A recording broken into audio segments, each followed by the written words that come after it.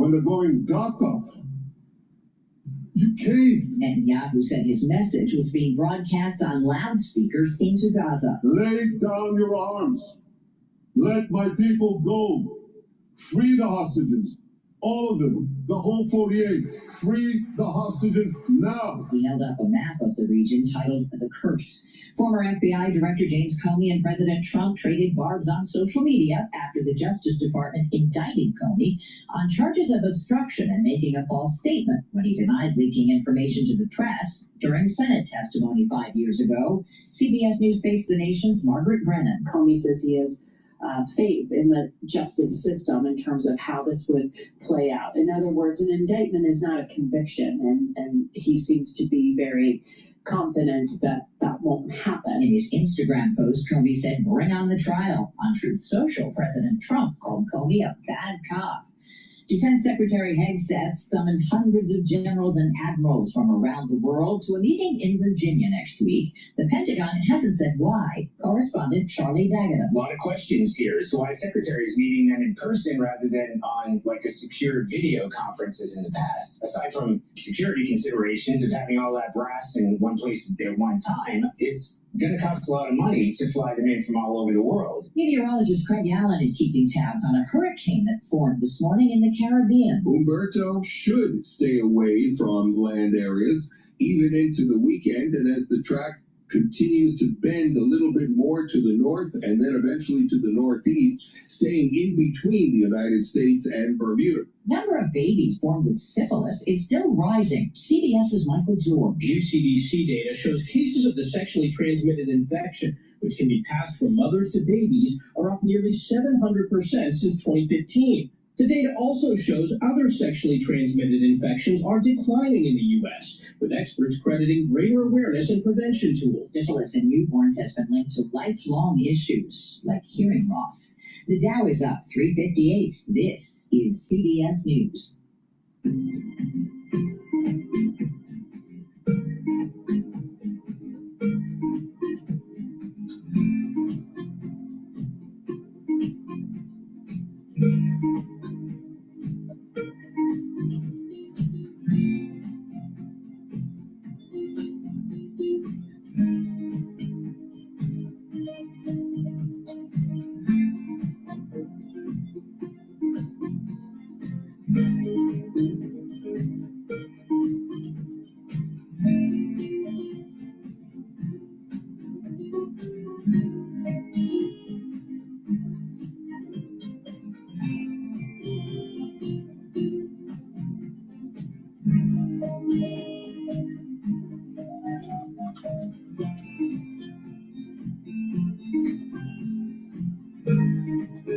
Hello, my name is DrPaulCottrell, and I'm doing a live stream on Rumble, YouTube, simulcasting on X Spaces, and also broadcasting on the two different versions on my website, the-studio-reykjavik.com, under Broadcast Live.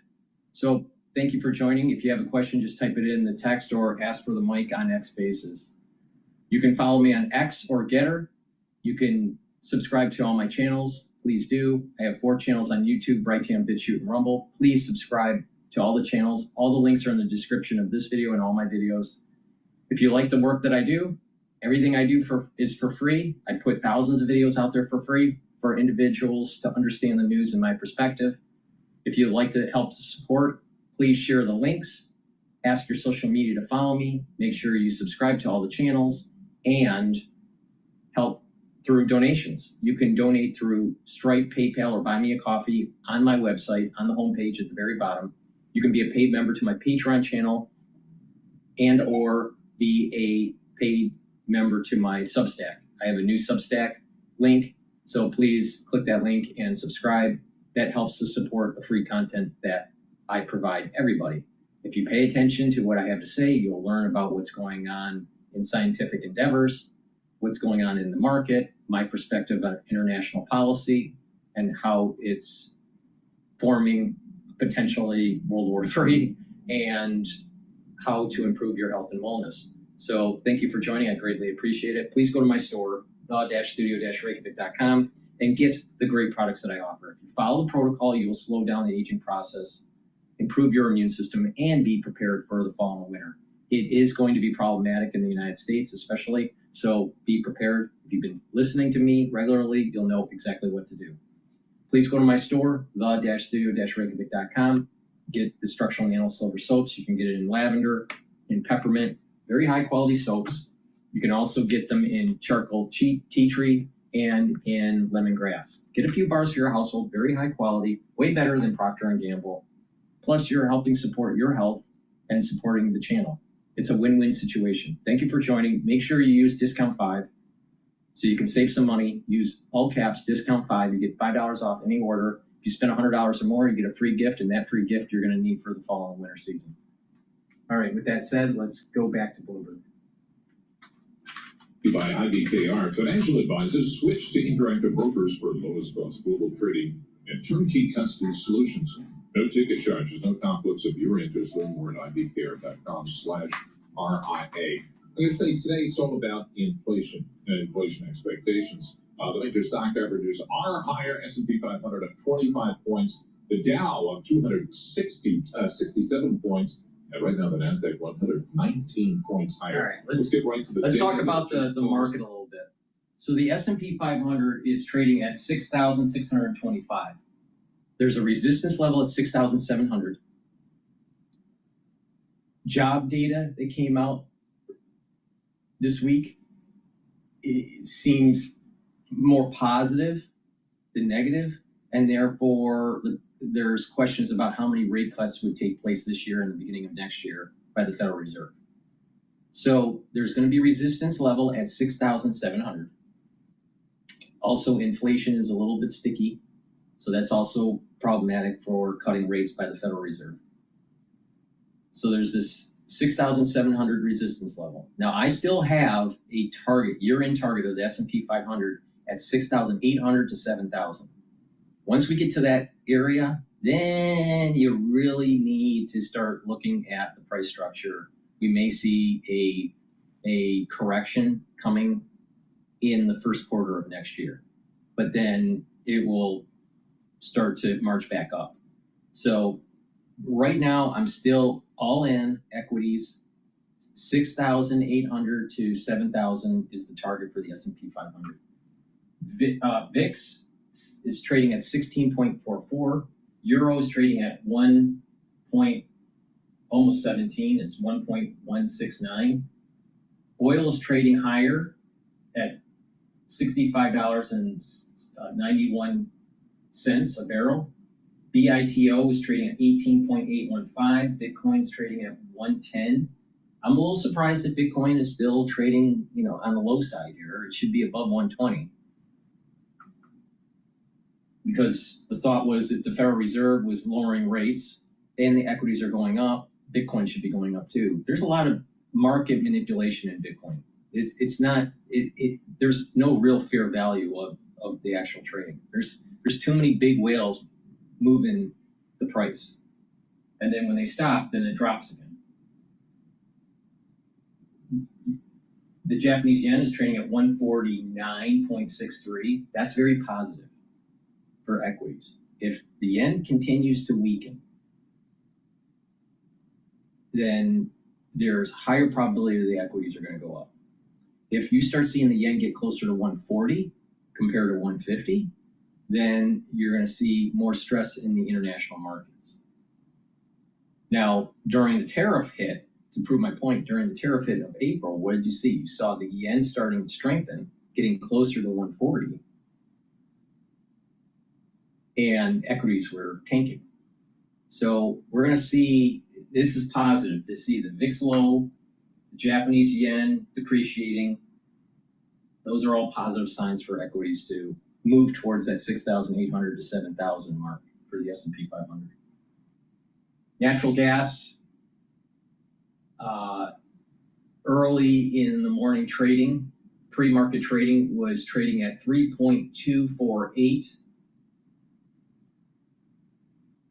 per million British thermal units, and started to trade down, and it's now trading at 3.137.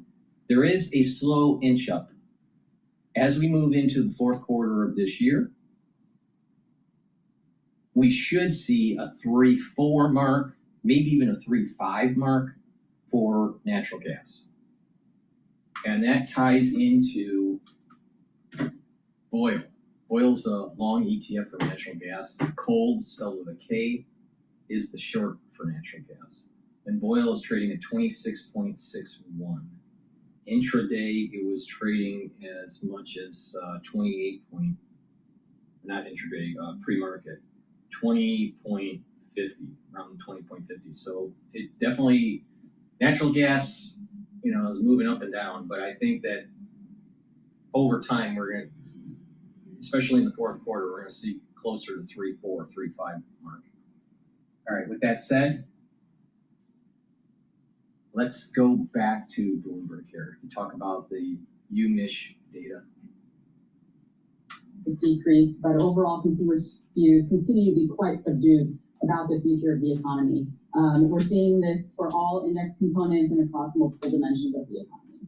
What about inflation expectations? Because that's a big question here as we're looking for inflation to stabilize, but it still remains fairly sticky above that 3% mark. Excuse me, the 2% mark. Inflation expectations for the short run ticked down just a little bit, but it still remains quite high, much higher than last year. For the long run, it ticked up just a little bit, lower than what we were seeing in April and May, but again, much higher than last year. We're seeing quite a bit of uncertainty over inflation. Consumers continue to be worried about tariffs, and this was before the announcement from yesterday of the extra tariffs that were being implemented. Consumers are still quite worried that tariffs are going to pass through the higher consumer prices in the future. Joanne, we see the headline University of Michigan sentiment data came in at 55.1.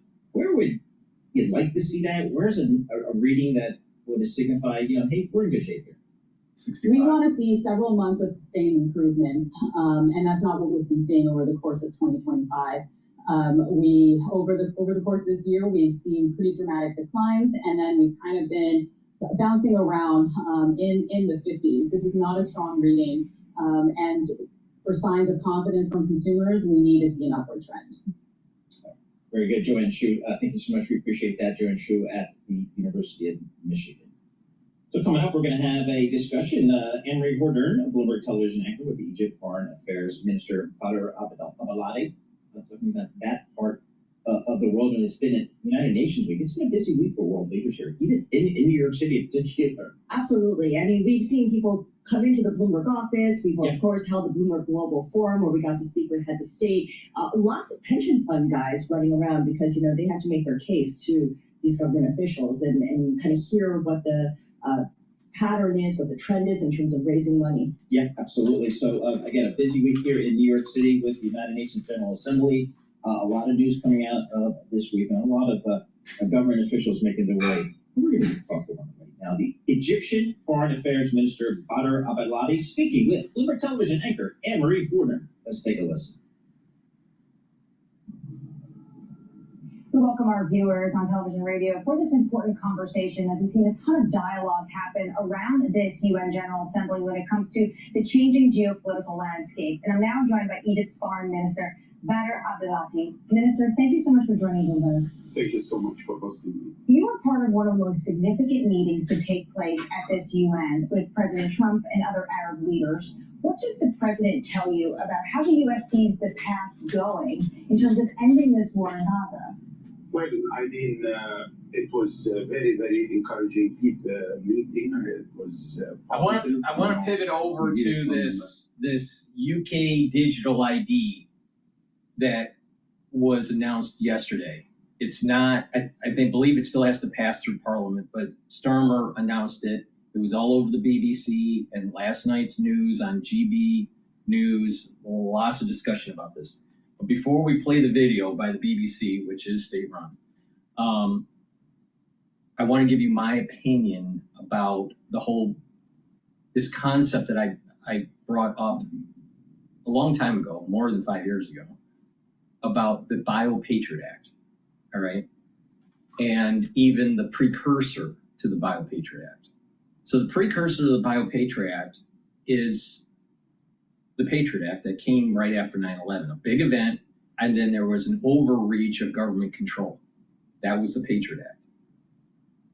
After 9/11, approximately, I want to say 2015, maybe 2014, the IMF published a white paper about decashing, how to decash society, and the benefits of decashing. That was the term at the time. Now we use these digital currencies and all this stuff, right? So at that time of 2015, and even Fareed Zakaria from CNN was promoting decashing back in around 2015. And I was against it because I thought that this was a means to control the society. When you couple it with artificial intelligence and blockchain, you have metadata, track and trace, and Minority Report all wrapped up in one. Minority Report meaning the movie from Spielberg. I think it was Spielberg that made Minority Report. That where there is such a thing as thought crime. And this goes all the way back to Orwell in 1984, thought crime, right? So you can have algorithms that suspect that certain crimes have higher probability at a certain area at a certain time of the day. They're using these algorithms now in New York City, in Chicago.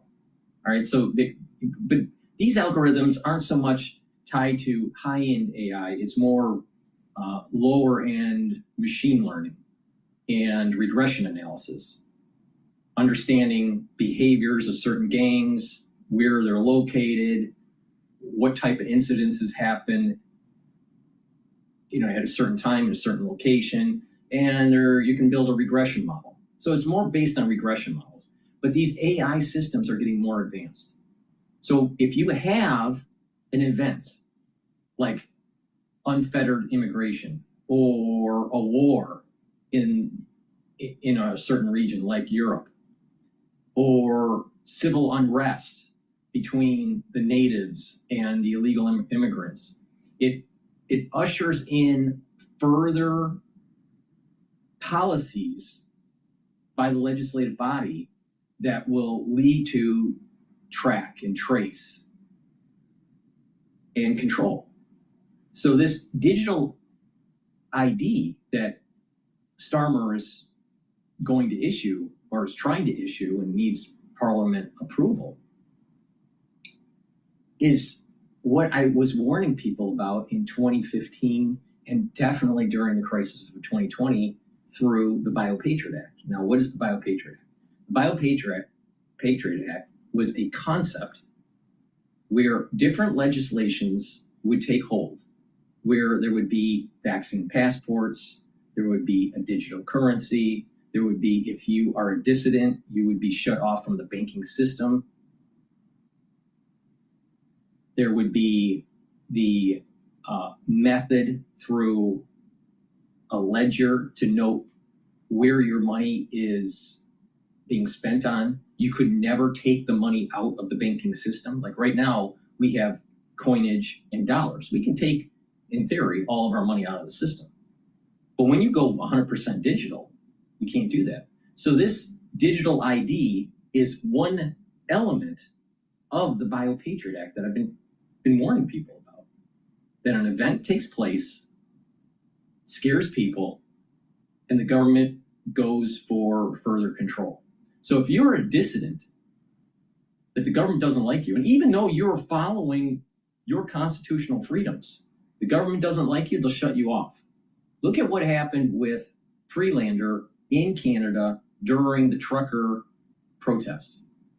She used a digital system, PayPal, credit cards, and other means of transferring money, and shut down the actual truckers. And that's with a cash system. Because most of our transactions are done by credit card or bank card, and it's still digital. So they're going to continue on having this control on you. In addition, these ID systems are going to start knowing what your health is, what doctors you see, what your medications are. Your health records will be tied to it. So a lot of things, a society needs to sit down and really think about, do we want the government to have that much control? I personally think no. And why do you really need it? Now, Starmer is saying you need this ID so businesses can verify that someone is a citizen so they don't get a job. So you're going to prevent, his theory is that you're going to prevent illegal immigration into the UK. Well, you're still going to have a black market for labor. And don't they have something like similar in the United States as a social security number? I would be shocked if they don't. I don't know if they have one or not, but I suspect they do. So they probably have a system already in place to verify if someone is a citizen or not. So why do you need another ID? It's a Trojan horse. Scare the people to get further control. And there'll be scope creep that happens. And this is an element of the Biopatriot Act, where your life in totality of the Biopatriot Act, if it was initiated in these Western countries, you'd have a vaccine passport that basically, if you don't do certain things, you will not be able to get a job if you don't have certain types of inoculations. It'd be 100% on blockchain. So it knows your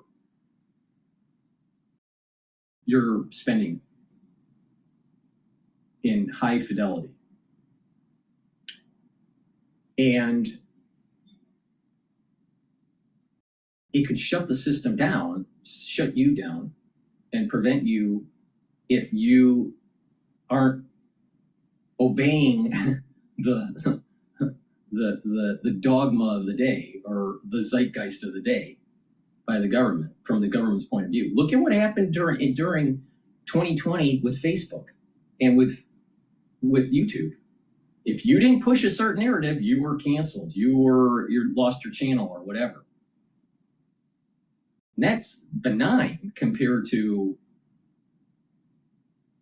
a full-blown Biopatriot Act.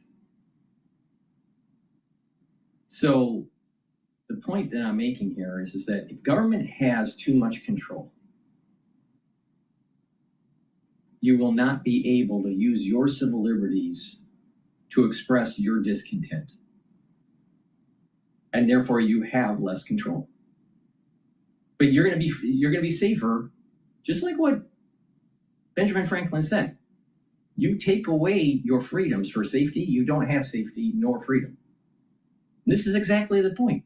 Starmer is saying to his citizens, well, if you do this digital ID, you are going to be safer from illegals. We'll be able to stop the illegal immigration. And oh, by the way, this is being promoted by Blair, major globalist.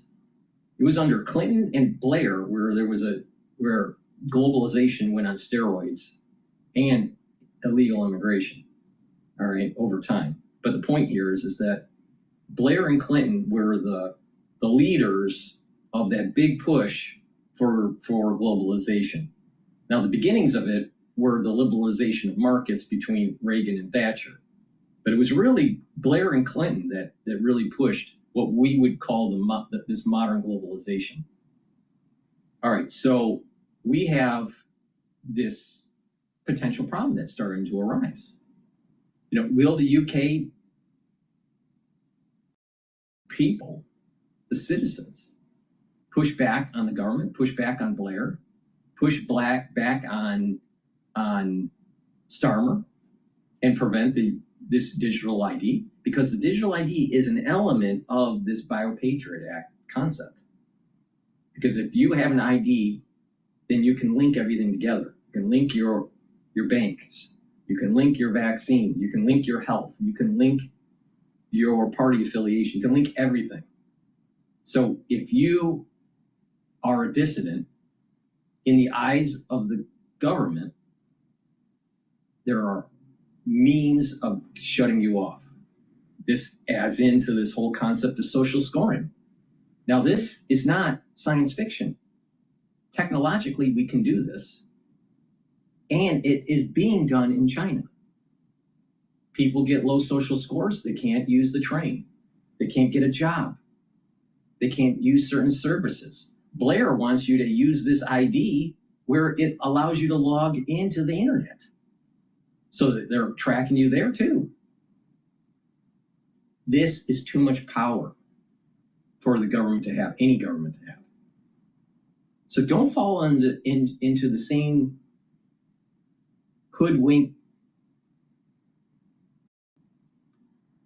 tactic that was used during 9/11. They scared the soccer moms, where the soccer moms were willing to give more power to the national security state because they thought they were protecting their kid, their soccer kid, and not realizing that your constitutional freedoms are more important than your kid. Your constitutional freedoms, the Constitution of the United States is more important than anyone's life, more important than the President of the United States, more important than anyone in Congress, more important than you, more important than me, more important than anything. Why?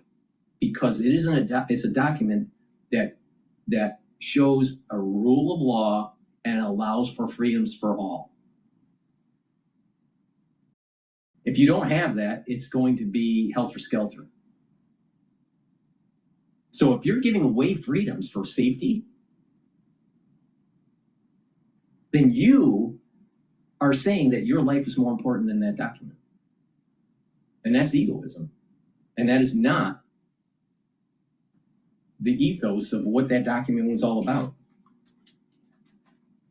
All right, so it's a problem. This is an element. Now maybe people will push back on Starmer and the digital ID is going to be dead on arrival. But it's not just Starmer that's pushing it. It's Blair, globalists. I'm telling you, people behind the scenes are pushing this. Why? Because they want your data. They want your data. They want to, and the government wants the control. And so now you build out all these really complex AI systems, and in real time they can not just track you, they can track 3 or 4 people that are tied to you. You know, directly, either 1 degree of separation or even 3 degrees of separation in real time. And then they could accidentally, through bad analysis, put you into a category where they may think you're a terrorist because you bought a sandwich at some sort of deli. This is not out of the realm of possibility. And how is a digital ID going to stop illegal immigration? Starmer thinks, well, if they can't get hired, they won't come. No, they'll still continue. They'll still continue. That's BS. Because what's happening is that they're trying to overrun the cities and have a caliphate. They're doing it on purpose. So you think a caliphate is going to be stopped by a digital ID? Really? Starmer? Really? Maybe you need to learn a little bit about, the Crusades, 1300s maybe. All right, whatever. Okay, let's play BBC. But before I do that, thank you for listening to my diatribe. But the BioPatriot Act is a serious problem. And and we have to take the lessons learned right after 9/11 and make sure that the government does not get powers that they should never have.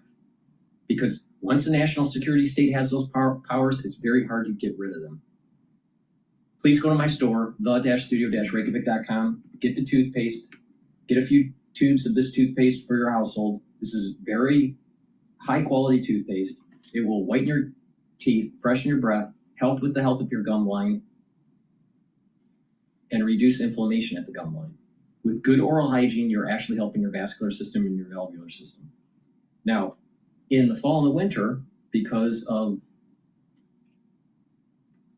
the problems that are starting to arise with the wastewater, I don't need to get into detail, but there are going to be more prevalence of a problem in the fall and the winter.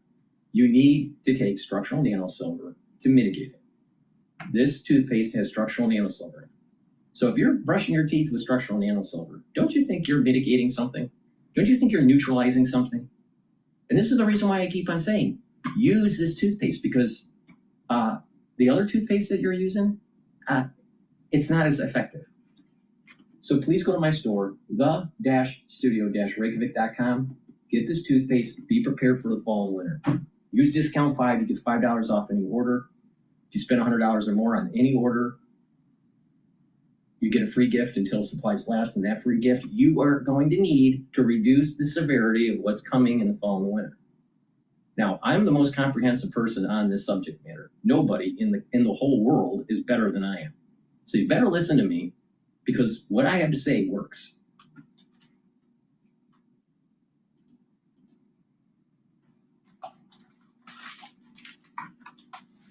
Don't raise your voice to prove your rights. Focus your mind with every word of irrefutable fact you can find. Because conviction is the calm that comes when you know that you really do know.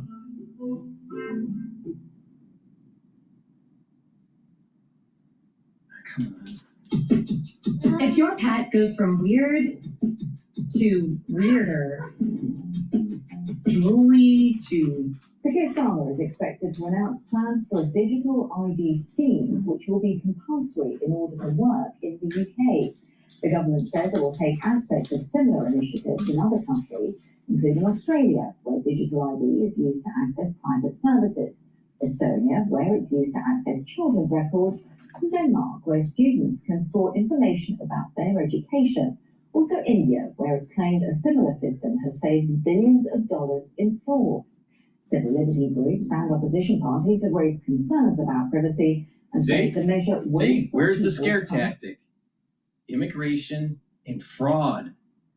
We got to put all your data out there, and then, all of a sudden, there's breaches, there's leaks, there are hackers that come out and steal your data, and then we're going to scare you and say, now because your data is digitized, you need to now go into a government ID system and we'll protect your data. Yet, I guarantee you there'll be a leak. I guarantee you they'll have someone steal someone's data. There'll be a major breach. Where's the accountability? No one's accountable. Doesn't it make sense not to have the data digitized? But see, it's right there, just two elements of scare tactic to try to convince the audience that you need the digital ID. And we're not even 34 seconds in to the state-run TV called BBC. Into Britain illegally. Well, speaking on the Today programme earlier on Radio 4, the Culture Secretary Lisa Nandy clarified how the system would work. From the end of this Parliament, every person in the UK will have a digital ID, and if you want to work in the UK, you'll be required to show proof of that through your digital ID. We think that's better for employers because at the moment it's far easier to fake papers. We think it's easier for them to be able to check that and know that what they're looking at is correct. And of course, there are huge fines. You can even face a jail sentence if you employ someone illegally here in the UK. So we think it offers protection for them, and it also... All right, so let's say that they have fake Social Security. I don't know what they call it in the UK, but we have a Social Security. Let's say they fake it, all right? Well, you have to issue it to the government for employment because they have to pay taxes and all this stuff. So you don't hire them until it's all been checked out by the government. So why is their current system so porous where they can't verify a citizen? It should be that simple that the number and they're a citizen.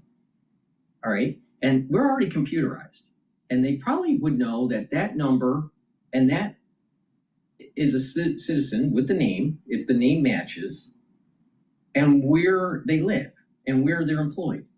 And then all of a sudden, this person with that same number may have a different name or a different location, right? There's ways to see the fraud, is my point, with the current system. So why do you need a digital ID? The information's already digitized at the government level. You have a card, a number, it could be faked. But when you start entering it and you tell the government, we're going to hire this individual, could you please tell us that this individual is being truthful or not? The government should be able to say yes or no. With the current technology. No. We got to scare you to use a digital ID because Blair is pushing for more control.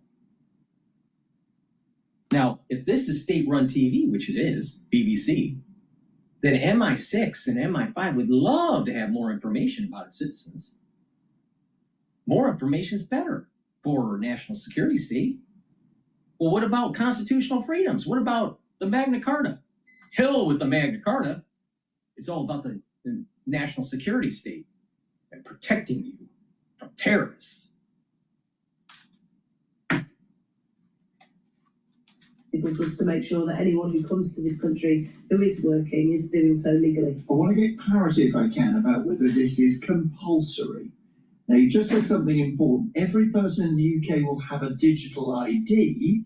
Are you saying, whether you like it or not, you will have an identity that the government has for you on a database, but you will have a choice as to whether you actually have that on? Yeah, that's what they're saying. But it gets even better.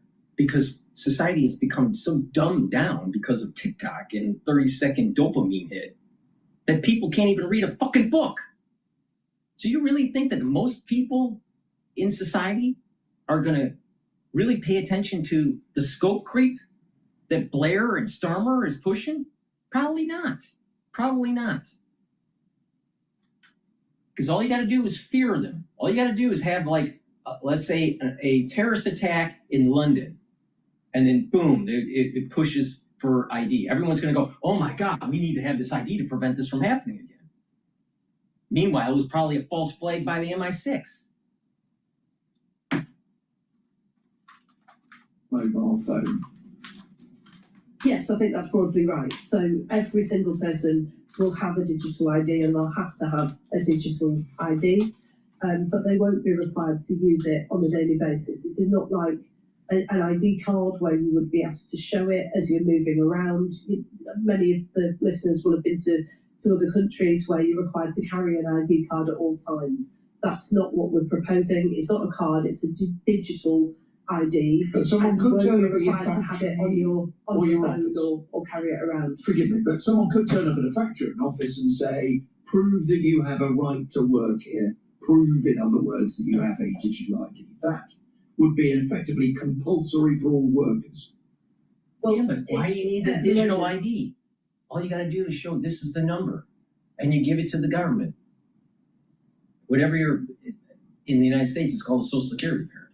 But the thing is that what's the secret to peak health? Going micro with Noom. I'm so tired of these advertisements.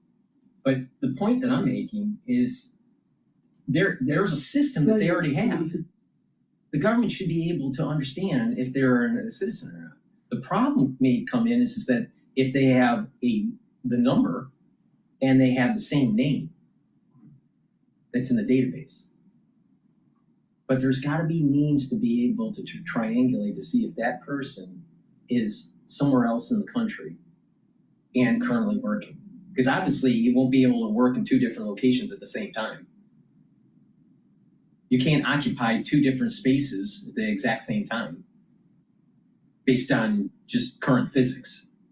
So there's got to be a means to find this out if they are a fake employee or not, without issuing a digital ID. No, people don't want to work, but people can't do the analysis. People don't want to work in the government. So we got to issue an ID that will have scope creep.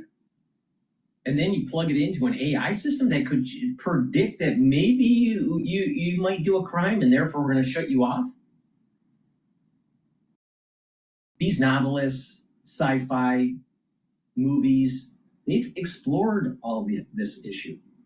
And they basically have told the audience, this is a bad idea. It's a bad idea. And it's going to get to a point where people will buy into this. It will have mission creep. Your civil liberties are going to erode. And there will be one day, maybe 150 years from now, where the society says enough is enough, and they actually tear down everything and burn down the government. That's where this is going. This ties into whole transhumanism and humanism, or what I call monkism. It's the same idea. The whole idea is that you become more digital. Your life becomes more digitized. You're more plugged into the Borg. There's different levels of transhumanism, where your existence or your ability to do anything must be predicated on digits. That's an element of transhumanism. You can get more advanced by actually being physically plugged in to the internet through, some sort of chip, or cut off a limb and you're bionic. Those are other elements of transhumanism. But where your life is curtailed based on digits, that is a certain level of transhumanism. And transhumanism will cut your civil liberty, cut individualism off, and you get plugged into a collective. This is exactly what Star Trek basically investigated in its writings and in its show with the Borg, where certain people were plugged into the Borg, and the Borg was a hive mind, and it was all about collectivism. There was no individualism. Isn't this what Ayn Rand warned us about? No. Here's the problem. People can't read books, so they don't know anything anymore.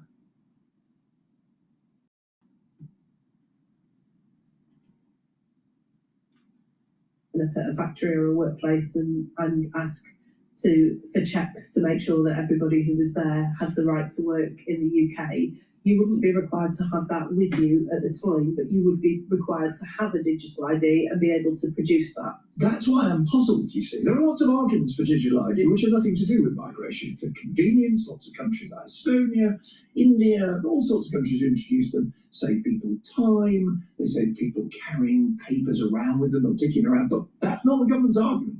The government's argument is migration. You can be asked to show your papers now in a factory or in a workplace, or to go and find them.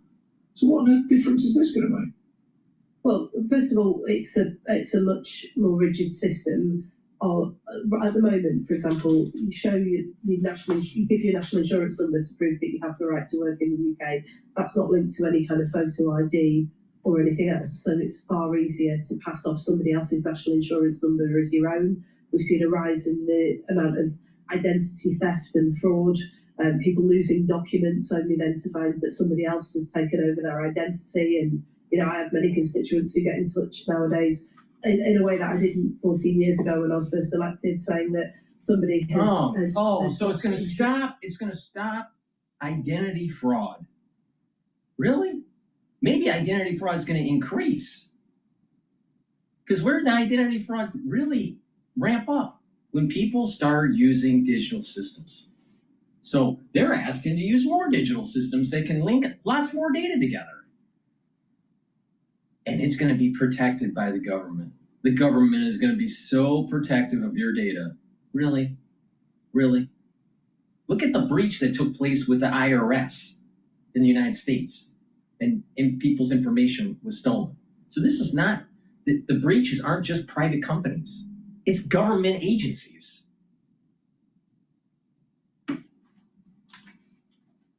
To drive using their identity. Our argument is illegal migration. That is the thing that we're most concerned about. But we do also think this is going to have major benefits. Lisa and Andy there being quizzed by Nick Robinson on the Today. Now wait a minute this here. Morning. We didn't need to use a digital ID to shut down the illegal immigration at the border of the United States. So why doesn't the UK do the same damn thing that Trump did? Protect the border. You don't need a digital ID. Oh, Blair doesn't want to do that because if you just shut down the border and stop the illegal immigration, you don't get scope creep with digital IDs. Now do you see the problem? Now do you see what they're really doing? The digital ID is a Trojan horse to allow for scope creep to control you and erode your civil liberties. And this is the very element of what I was complaining about back in 2015 and also in 2020 about the BioPatriot Act.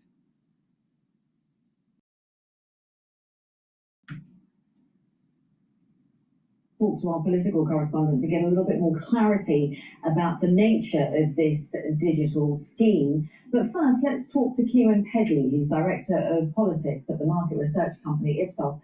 Because, Kieran, you've been doing some research, you've been polling about this to find out how much public support there is. Firstly, let's start with the breadth of the research that you've done, because it was a relatively small research group. Just bring us up to date with how many people you were asking. Good morning. So we've done a nationally representative poll of 1,100 Brits online, which is a pretty standard sample size for a poll of this kind. And we asked attitudes around ID cards, both sort of hard copies and digital, and also some of the reasons for and against support for them. And thank you for clarifying that, because it's always important just to get the numbers out there. So in terms of a digital scheme, what kind of feelings were people sharing with you? So I think that when we hit that first 1 million sales in our first year of business, it was surreal. This is definitely going to be a thing.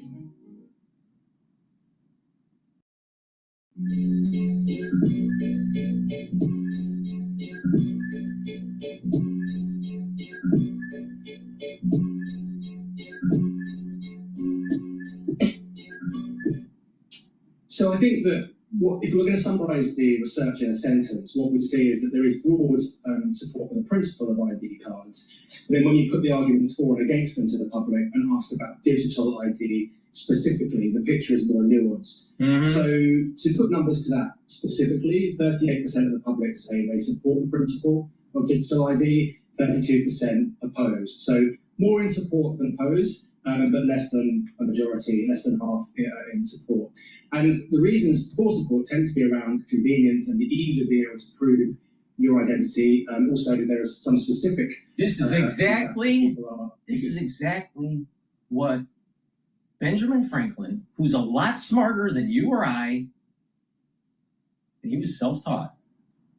The average person, even if they have a Ph.D., is not as smart as Benjamin Franklin. All right. And Benjamin Franklin, 250 fucking years ago, basically said, do not give away your civil liberties for safety. Now, do you think the masses, when they do a survey, are going to have some sort of collective intelligence that's higher than Benjamin Franklin? I don't think so. Because usually, IQs go down when you start tapping into the population. The average IQ goes down, up. Help combat illegal immigration, but there are concerns about data security and what would be on those cards too. So it's one of those cases where there's more in support than opposed, but the devil really is in the detail.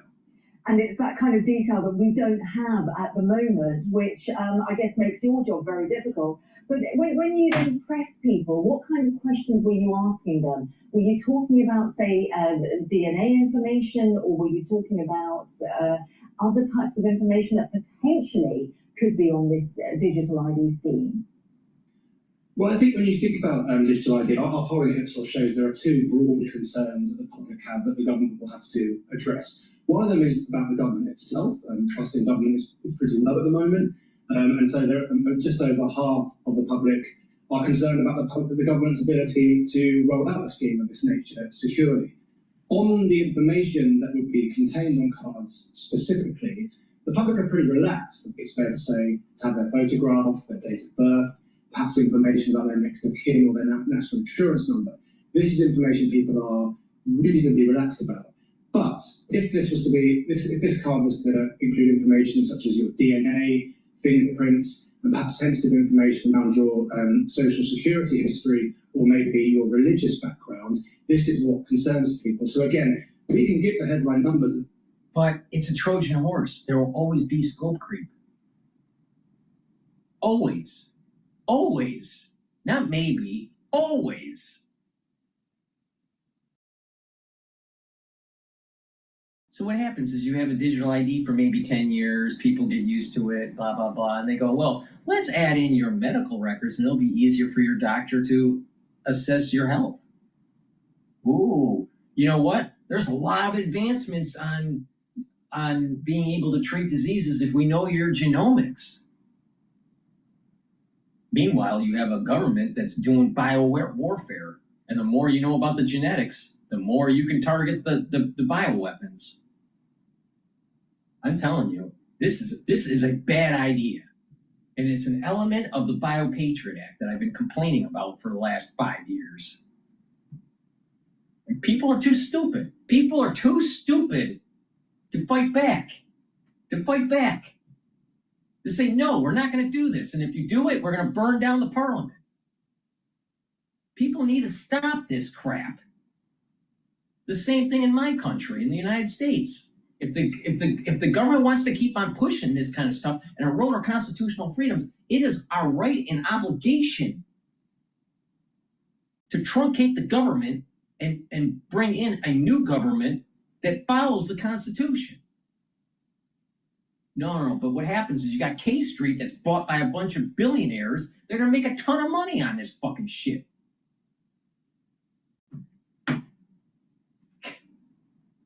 More in support for this principle than oppose, and that is where the public are at today. There is sympathy with some of the arguments for this. But again, what matters is what information is going to be on this card and how is it going to be rolled out. Yeah, the devil in the detail as always. Kieran Penny. Oh, the devil in the detail. Thank you yeah. very much. Yeah. And it's that detail. Now think about it. We are trying Blair, who's no longer the prime minister, all right, but he was, prime minister during the Bush years, and I believe the tail end of the Clinton years. But he's like a Clintonite. He's a UK version of Clinton. All right, but Blair is pushing this. Why? What fund is he tied to? What sort of private investments is he tied to? Now, he's also the one that pushed the illegal immigration. He's also the one that pushed for, the UK needs to be heavily integrated in the EU. He was tied into, lose sovereignty and abrogate it to Brussels. That's Blair. Now, if this guy has this kind of mindset and this kind of history in politics, then don't you think that nefarious activities are going to happen with the digital ID? Especially down the road with Skull Creek? Of course. You don't need to have an IQ of 130 to understand that.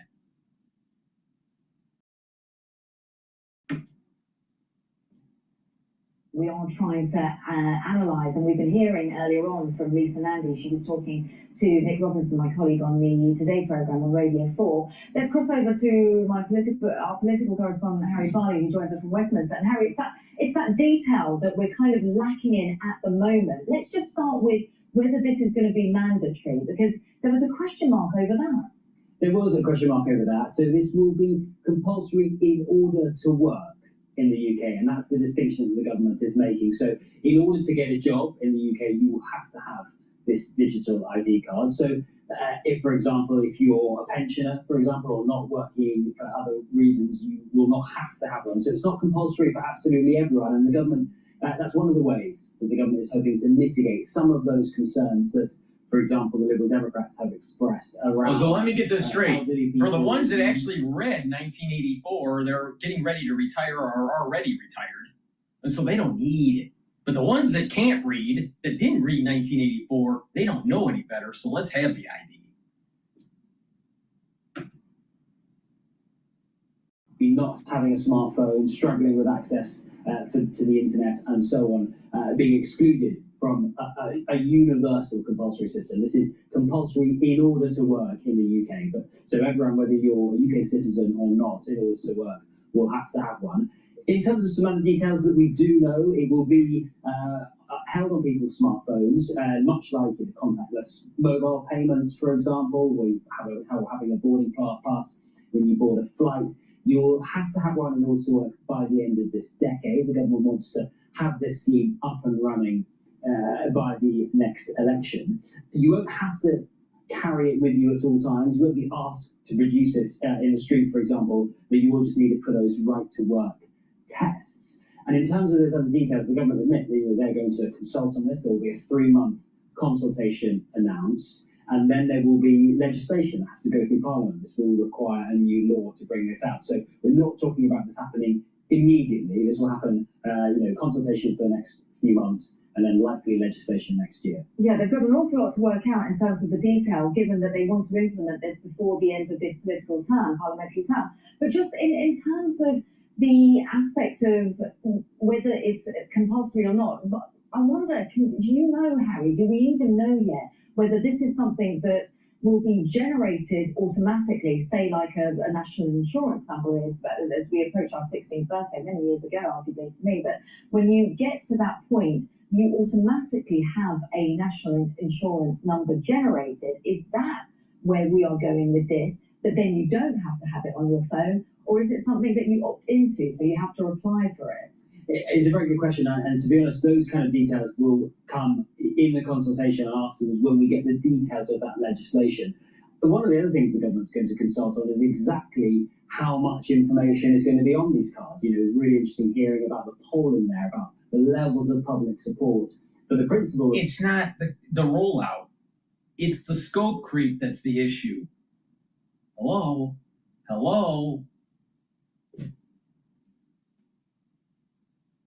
Kind of digital ID, but then concerns around, perhaps having some fingerprint data, some DNA data on there as well, and whether that reduces the public support. It's a really interesting question. Speaking to people in government last night, saying that is one of the things they're going to be consulting on. They're going to be asking the public and experts for their views on that.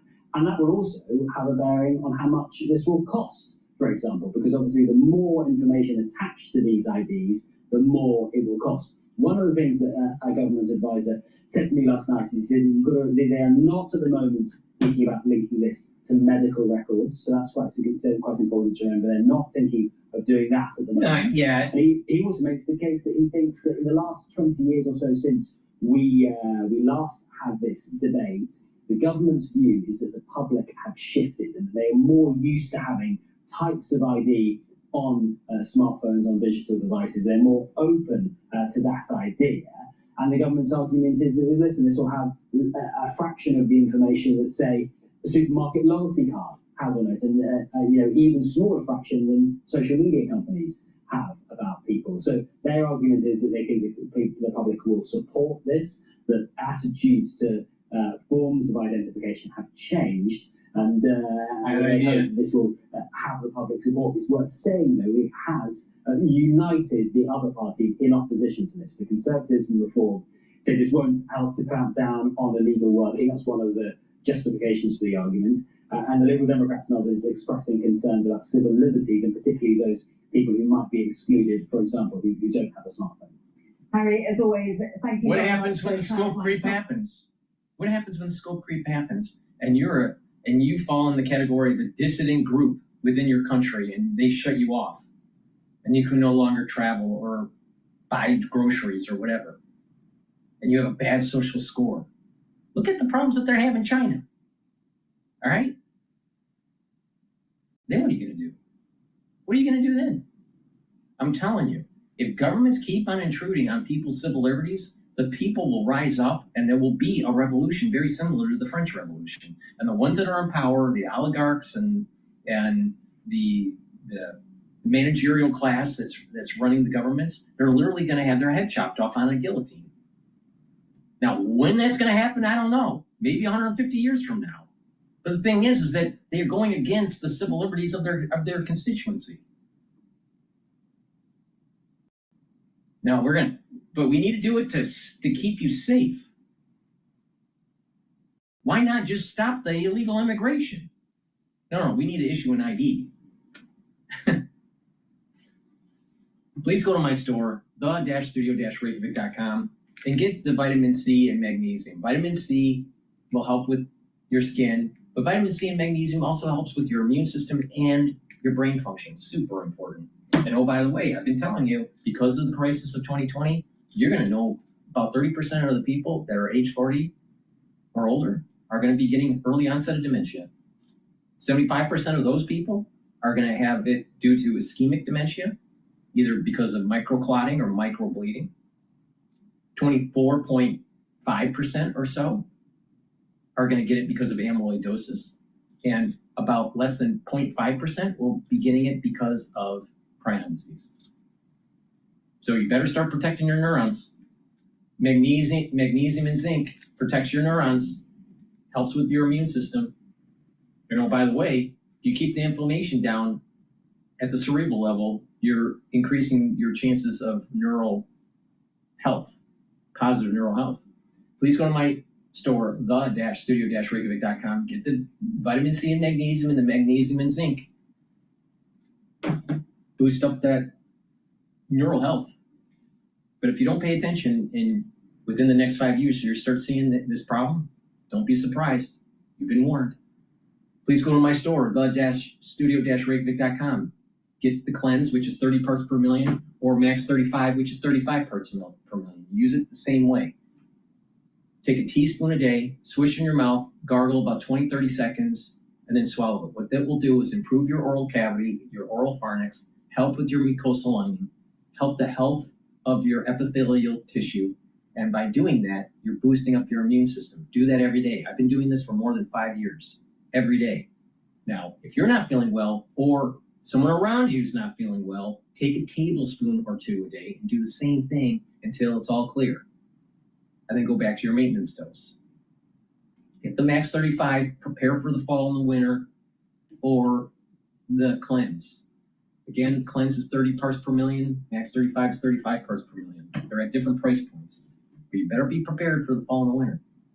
Because if you keep on getting this pulsing, you're going to start having your effective CD4 cells start to go down.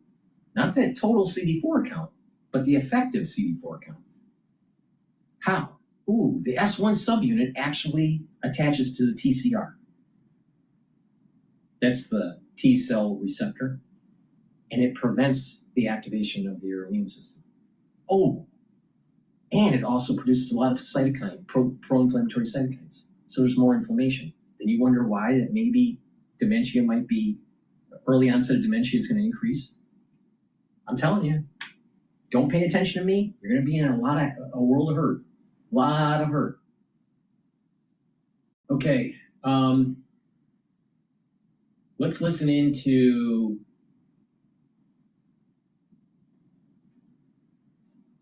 Fox News here about Comey. Comey, I should say. Wild combos, massive battles, all-out classic madness, and shot insanity from Zuru. Wealthfront offers a cash account that has one of the highest interest rates on the market. If I send my money to Wealthfront, I know that it's being taken care of. Welcome to Hannity. We start tonight with the Fox News alert. Major breaking news tonight. Former FBI Director James Comey, or as he likes to describe himself, Mr. Higher Honor, has been indicted by a federal grand jury in Virginia. Comey is now facing 2 charges: obstruction of a congressional proceeding and lying to Congress. If he is convicted, he will face 5 years in prison on each count. President Trump writing on Truth Social tonight, quote, "Justice in America. Comey has been so bad for our country and is now at the beginning of being held responsible for his crimes against our nation." As I myself told James Comey right here on this show a long time ago, he has the right to remain silent. We'll remind him again. Take a look. By the way, the last thing we need are lectures from Jim Comey. And by the way, Jim, just a reminder, you have the right to remain silent. Anything you say can and will be used against you. I think we're in better shape tonight. Anyway, I predict that tonight is only the tip of the iceberg. Pay very close attention as we go through this all throughout the show tonight. This is going to have a cascading effect. The same James Comey that protected Hillary Clinton and looked the other way when her team, we never heard of BleachBit, using BleachBit to clean their servers and acid wash them, basically. They were full of top secret classified information. Remember, he said no reasonable prosecutor would prosecute.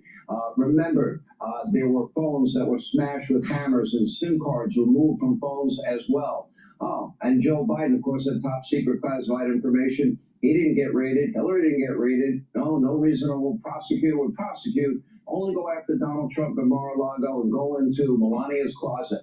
Tonight, well, they are not getting away with covering their tracks like she did. Attorney General Pam Bondi tonight writing on X, quote, "No one is above the law. Today's indictment reflects this Department of Justice's commitment to holding those who abuse positions of power accountable for misleading the American people.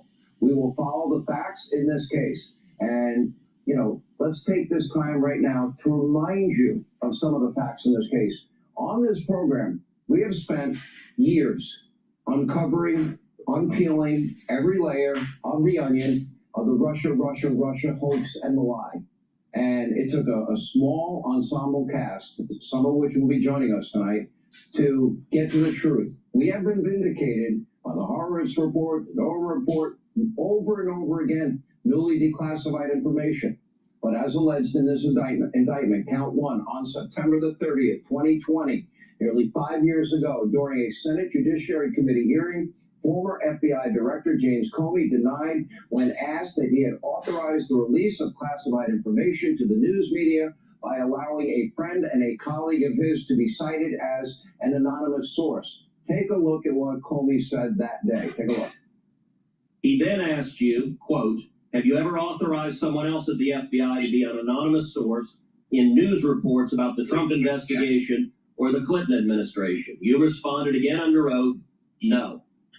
Now, as you know, Mr. McCabe, who works for you, has publicly and repeatedly stated that he leaked information to the Wall Street Journal and that you were directly aware of it and that you directly authorized it.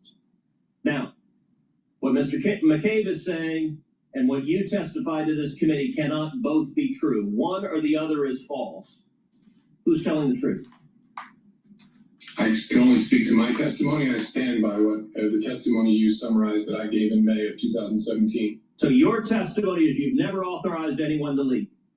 And Mr. McCabe, if he says contrary, he's not telling the truth. Is that correct? Again, I'm not going to characterize Andy's testimony, but mine is the same today. Now, it turns out that appears to be a lie. Remember, Andrew McCabe leaked to the Wall Street Journal, we believe, at Comey's direction. Comey's own friend, a special government employee, Columbia Law School professor, leaking to the New York Times at Comey's direction. Now, on to count two. The numerous other false, misleading statements Comey is accused to have made in that exact same hearing. Comey was asked by Senator Lindsey Graham, who will join us in a minute, about a memo he received from the Director of National Intelligence, effectively making the investigation of Hillary Clinton's emails disappear, replacing it with the Russia hoax. Comey said he never remembered and no clue what happened. Watch this. So do you recall getting an inquiry from the the intelligence community in September 2016? The intelligence community, CIA, I mean. The Clinton campaign was going to create a scandal regarding Trump and Russia. I do not. You don't remember getting a investigatory lead from the intelligence community? September the 7th. 2016, U.S. intelligence officials ordered an investigative referral of FBI to FBI Director James Comey and Assistant Director of Counterintelligence Peter Strzok regarding U.S. presidential candidate Hillary Clinton's approval of a plan concerning U.S. presidential candidate Donald Trump and Russian hackers hampering U.S. elections as a means of distracting the public from her use of a private email server. You don't remember getting that or being taught? That doesn't ring bells with me. Okay.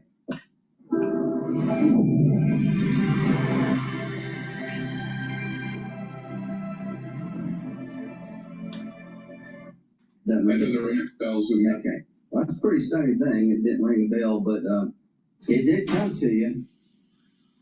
Now, Senator Graham was on this program that very same night. I asked him whether or not he believed James Comey. Here's a reminder.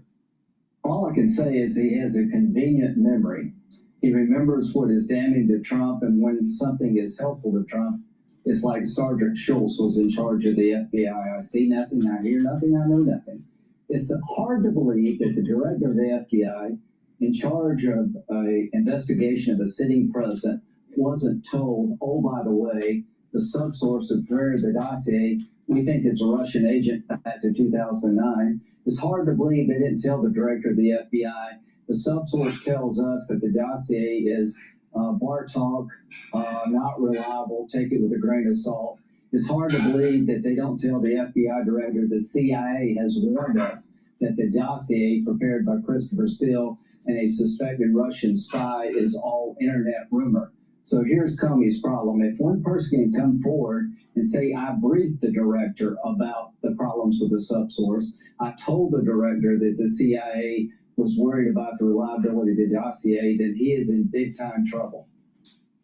And Mr. Higher Honor allegedly didn't just lie during that hearing. He also appears to have willfully lied to a FISA court several times, saying that he had enough verified information to warrant the surveillance of American citizens, starting with Carter Page, backdooring into all things Trump world.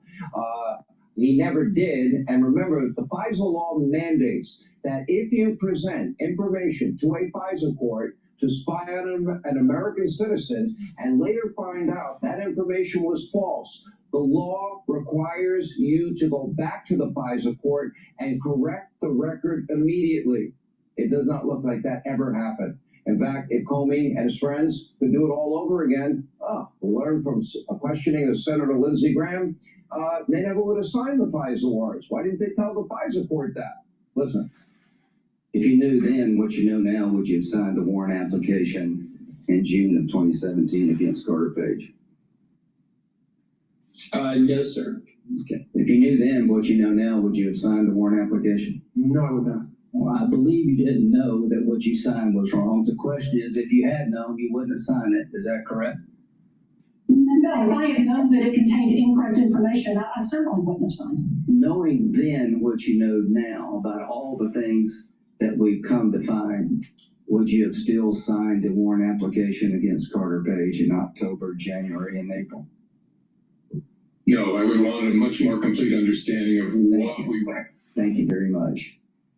When you knew that, Mr. Higher Honor, why didn't you go back to the court? The current FBI director, Kash Patel, writing on X earlier this evening, quote, today, your FBI took another step in its promise to full accountability for far too long. Previous corrupt leadership and their enablers weaponized federal law enforcement, damaging once proud institutions, severely eroding public trust. Every day, we continue to fight to earn that trust back. And under my leadership, this FBI will confront the problem head on. Nowhere was this politicization of law enforcement more blatant than during the Russiagate hoax, a disgraceful chapter in history we continue to investigate and expose. Everyone, especially those in positions of power, will be held to account no matter their perch. No one is above the law. You hear that, last part from the left all the time. No one's above the law, not even a former FBI director. Now, Comey's arraignment to face these charges will be on October the 9th. Earlier tonight, Mr. Higher Honor released this video on Instagram responding to the indictment. Take a look. My family and I have known for years that there are costs to standing up to Donald Trump, but we couldn't imagine ourselves living any other way. We will not live on our knees, and you shouldn't either. Somebody that I love dearly recently said that fear is the tool of a tyrant, and she's right, but I'm not afraid, and I hope you're not either. I hope instead you are engaged. You are paying attention, and you will vote like your beloved country depends upon it, which it does. My heart is broken for the Department of Justice, but I have great confidence in the federal judicial system, and I'm innocent. So let's have a trial and keep the faith. I'm afraid of him. He's a weird guy. As I said, I predict that this is only the tip of the iceberg. Be on the lookout for superseding indictments, other jurisdictions, potentially other charges. Want even more Fox News on YouTube? Become a Fox News Patriot today. Click join to find out how. Alright. If your pet goes from weird... Please go to my store at the-studio-reykjavik.com and get the collagen. The collagen will help with your skin, your nails, your hair, your musculature, your your bone density, even your cartilage and joint health. Take it every day. You can take it with soft foods, filtered water, a smoothie, or even with milk. But take it every day and do resistance training. Super important to help with your health. And Boomer Boost. Boomer Boost has 68 nutrients. It has a very comprehensive profile, compound profile. It's a powder. You take it every day. You take it the same way that you take the collagen.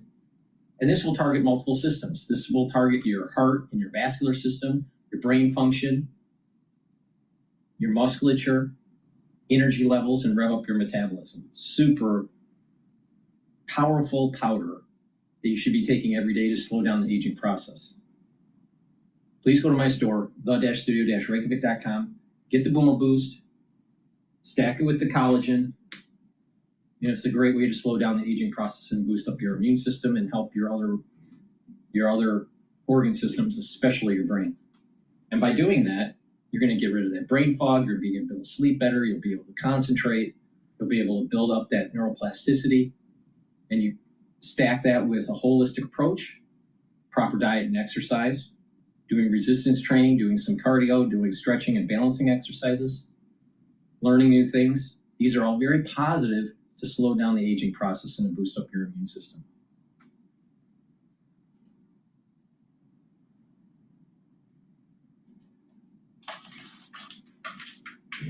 Welcome back. Former FBI Director James Comey expected to surrender today to authorities after being indicted on 2 charges. Those charges include false statements within jurisdiction of the legislative branch and obstruction of a congressional proceeding. Both alleged crimes relate to Comey's testimony during a Senate Judiciary Committee hearing back in 2020 on the investigation into ties between Russia and President Trump's 2016 campaign. Here's a flashback from that hearing.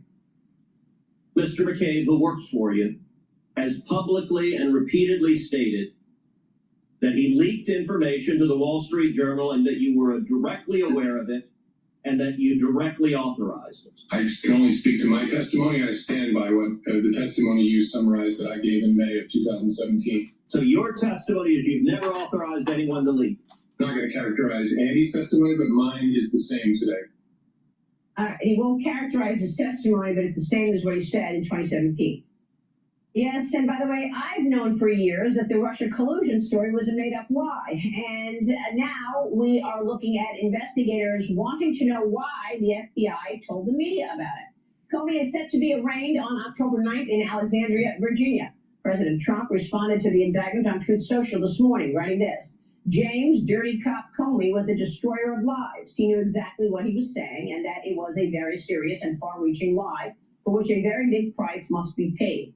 FBI Director Kash Patel wrote also on X moments ago. He writes this: the wildly false accusations attacking this FBI for the politicization of law enforcement come from the same bankrupt media that sold the world on Russiagate. It's hypocrisy on steroids. Their baseless objections tell us now more than ever that we are precisely over the target and will remain on mission until completion.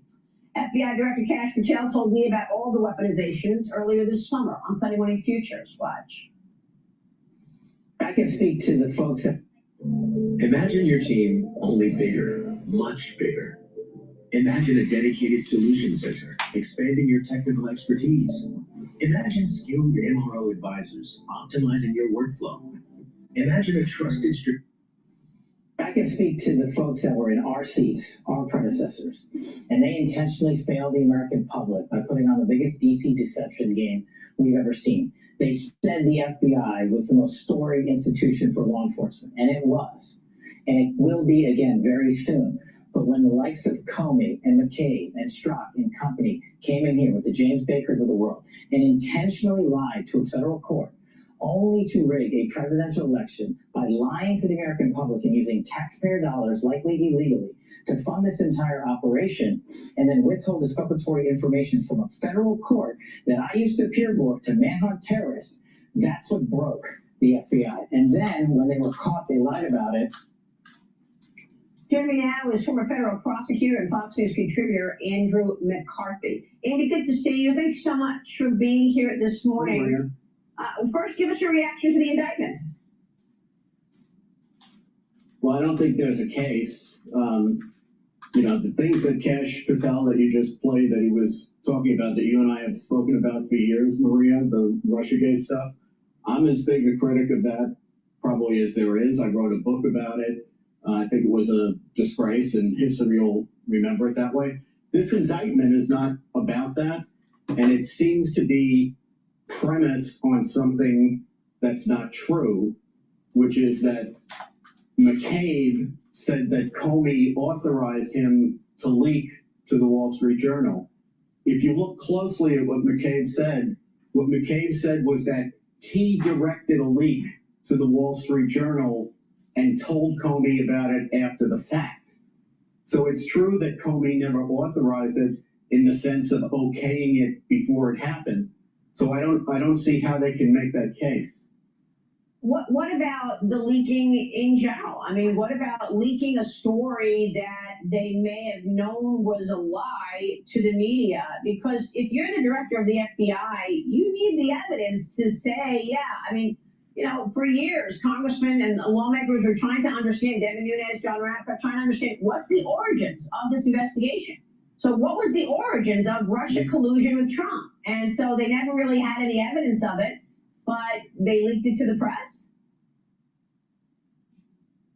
Yeah, but that's not what this case is about. I totally agree with you if you were talking about the information that was provided to the FISA court that claimed that Trump was in collusion with the Kremlin, but that's not what this case is about. What this case is about is Comey is accused of lying because what Ted Cruz said, and this, yeah, right, and what Cruz said, and I think this was just a garble on his part, was that Comey authorized McCabe to orchestrate the leak.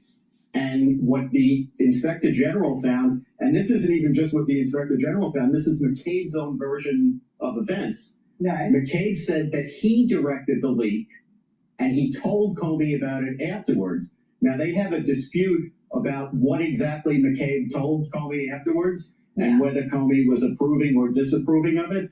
But the charge is that Comey authorized the leak, and he didn't authorize the leak. I see. Well, the judge assigned to this case is a 2021 Biden appointee, Judge Michael Nachmanoff. What are your thoughts on that and what the grand jury will be looking at? Well, I think it's a shame, and I should preface this, Maria, just so cards are on the table. I know Comey for 40 years. I like him. I was in the office with him. I've been a pretty severe critic of his throughout the Russiagate stuff. But on legal stuff, I try to be clinical and call it as I see it. Yeah. So I think this judge should throw the case out, but I'm afraid that he won't throw the case out because everyone will say he's a Biden judge and the fix is in. So it's probably, I mean, even though I wouldn't want to go through it myself, it's probably better if there's a trial and the jury acquits him. But this case should be thrown out. I see, because of what McCabe said. What about the other charge of obstruction, Andy? Yeah, the obstruction charge is based on the premise that Comey lied to the committee, and the lie to the committee is premised on count one, which is what we've been discussing. So I think if the perjury count goes, the obstruction count has to go as well. I see. And in terms of any other potential criminality in this huge story of Russia collusion, how it ripped the country apart, is there any other criminality that you see, Andy?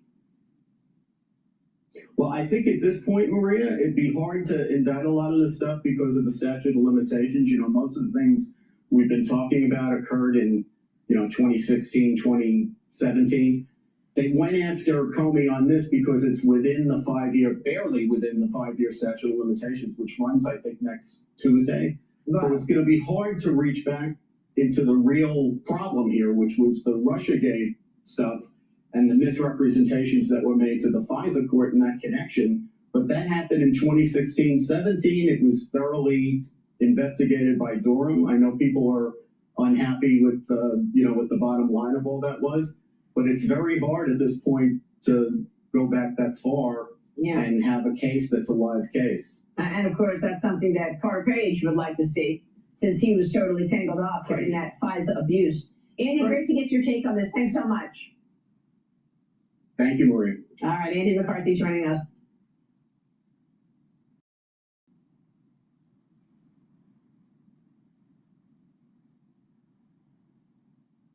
All right, this is the government shutdown. Yes, and now it is up to the judicial system. President Trump responded to the indictment on Truth Social this morning. He writes this: James Dirty Cop Comey was a destroyer of lives. He knew exactly what he was saying, and that it was a very serious and far-reaching lie for which a very big price must be paid. Joining me now is Georgia Congressman Richard McCormick. Congressman, good to see you. Thanks so much for being here. And Jim Comey is set to be arraigned on October 9th in Alexandria, Virginia. He's expected to turn himself in today. Your reaction to the indictment? Well, I thought it was kind of interesting that he was playing the victim now, and he kind of started this whole misinformation. This is what happens when you play politics with one of the most powerful agencies in government.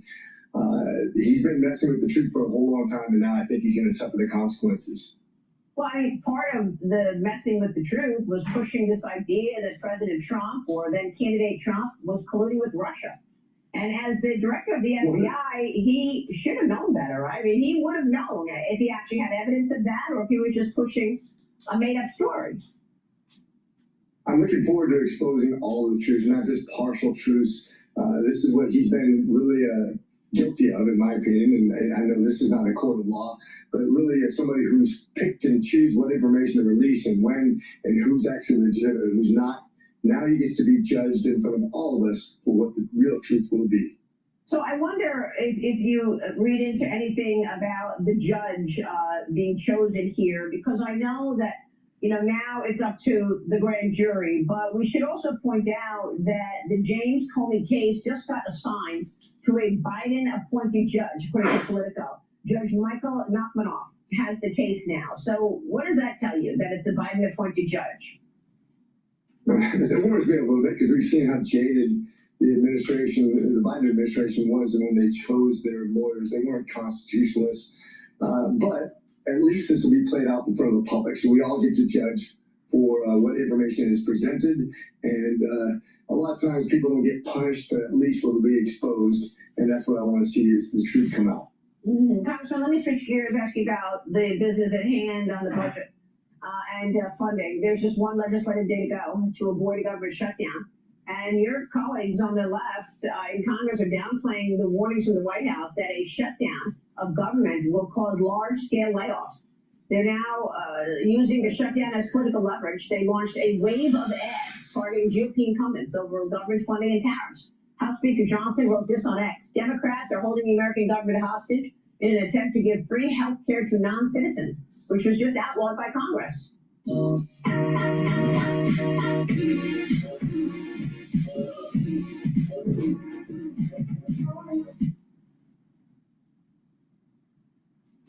Which was just outlawed by Congress. This is not governing. It's putting illegal aliens first and Americans last. The government, of course, is set to run out of money on Tuesday and could shut down Tuesday night, September 30th. What are you expecting?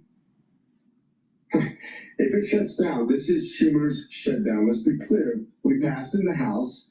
They should have passed this in the Senate. It's so ironic when the Freedom Caucus is actually asking for a continued resolution for basically a Democrat bill. A bill that, by the way, I would like to mention in December got universal support from Democrats. I voted against it. I don't like CRs. And in December, I said, no, we're spending too much money. But what I realized was this is the best deal we're going to get. It is a built-in compromise. It is from the Democrats originally. For them to say we're going to shut down the government because we're not getting any kind of compromise is not an honest argument. I think that people are going to see right through it. Even when I was previewing CNN, MSNBC, and they all agree that this is a bad move by the Democrats. I think it's going to backfire drastically. Well, I mean, look, what do they want here? I mean, Andrew Clyde, your colleague in Congress, talked to us about the subsidies that were given out during COVID. Is that the crux of it? Is that what the Democrats want now in order to agree not to shut down government? Yeah, it looks like about $1 trillion worth of subsidies in healthcare that's going to go basically straight to profit for insurance companies. We're looking at about a 9% increase in premiums next year because they are so fat, dumb, and happy in the insurance agencies, which are, by the way, about 4 of the top 10 Fortune 500 companies in America, making immense profit off of still denying about a third of all claims for healthcare. I mean, this is an industry that's been behaving. I know President Trump's been addressing pharmaceuticals, PBMs, insurance companies. Watch out, you're next. Don't do it. This is bad business, and I think the president is paying close attention. Well, you recently introduced the Incentivized Savings Act to address the fiscal trajectory. Tell us about that. I'm super excited about this. I think your listeners are going to love this because how many times have we talked about over the decades? And when I was in the military, I talked about all the time. We get to the end of the fiscal year. If we don't spend everything in our budget, I lose it and somebody else spends it, and I get a smaller budget the next year. So I have two sticks to do the wrong thing. It's an absurd way to approach any kind of spending, yet we've been doing it since the beginning of government. My bill is simple. You get to the end of the year, if you don't spend it, you're managing your budget appropriately, 49% of that leftover actually goes towards next year's budget. You actually get a bigger budget, rewarded first, and then you can buy maybe a computer or an upgrade or some other thing that you need that you can afford this year. Another 49% of that leftover goes back towards debt and deficit, not to the president, not to the speaker, not anywhere else, but back towards something we need to pay down because we're so far over in our spending. And then the remaining 2% goes to bonuses for everybody in that department, up to 10% of your salary is retention bonus. So I'm going to give you 3 carrots to do the right thing instead of 2 sticks to do the wrong thing. I think it's brilliant. The speaker loves it. Looking forward to President getting it passed. All right, we'll be watching that. What about the global affairs agenda? President Trump met with Turkish President Erdogan in the Oval Office yesterday. First time he's done that since 2019. The president urged Turkey to stop buying Russian oil. Watch this. I'd like to have him stop buying any oil from Russia while Russia continues his rampage against Ukraine. And they've been fighting. They've lost millions of lives already. And for what? For what? It's disgraceful. And I said yesterday, let it keep going because their economy is absolutely terrible right now. Congressman, your reaction, I mean, it's incredible to me that even Europeans are complaining about Russia and its attack on Ukraine, and yet they're funding it by buying the oil. Since the beginning of this war. And I remember as a NATO parliamentarian, we actually passed legislation saying, look, we can seize Russian assets and use it against them. We had 8, last time I counted, 8 countries in Europe funding this war by buying LNG, oil, precious metals, all kinds of commodities from Russia. Russia shouldn't have any business with the good guys. We are literally funding the war against ourselves. Shame on us. We need to do better. I think this is a great way to call leaders out, and not just Turkey, by the way. Several countries in the European Union have been doing the same thing. It needs to stop now. We need to end this war, put the thumbscrews down on Russia, and make it stop. Yeah, by the way, this week at the UN, we just spoke with Hillel Neuer, UN Watch Executive Director. What did you make of all that sabotage? The president goes on the escalator, it stops. He's reading from the teleprompter, it stops. Then we're told that some of the audio of the president's speech wasn't heard from a big group of people. Was someone at the UN trying to sabotage President Trump this week? Well, it's really hard to say, but I will say this. I'm not a big fan of the UN. Since I was in the military in 94, they left Rwanda. We came in, we watched 1 million people die. 1 million people died because the UN didn't do their job. They've been corrupt. They've shown all kinds of bias against the United States, against Israel. They're not on our side. And that's why they're really in jeopardy of losing funding. And they already have lost some funding. They're not a straight-up organization. We have to keep a close eye on them. They have some utility, but don't trust them, that's for sure. Well, probably not a good idea to play games with President Trump while he was riding the elevator and reading a script at the UN if, in fact, the funding is already in jeopardy because of an ineffective agency. And then you've got these political tricks. Congressman, thanks very much. Good to see you. We'll be watching all of that. Richard McCormick joining us this morning. And see you. Please go to my store, the-studio-reykjavik.com, and get the olive leaf extract. This will help with your immune system and your cardiovascular system. It brings down inflammation and helps your lipid profile. Take it every day. It's dual purpose. Super important. If you're 40 years of age or older, you need to start protecting your neurons. Take NAD+. NAD+ boosts up your NAD+ levels, increases your energy, helps to repair DNA damage, and protects neurons. Super important. Ubiquinol, the most bioavailable form of CoQ10 that you can purchase. If you're taking CoQ10, chances are you're probably taking the wrong kind. You can't get anything better than this.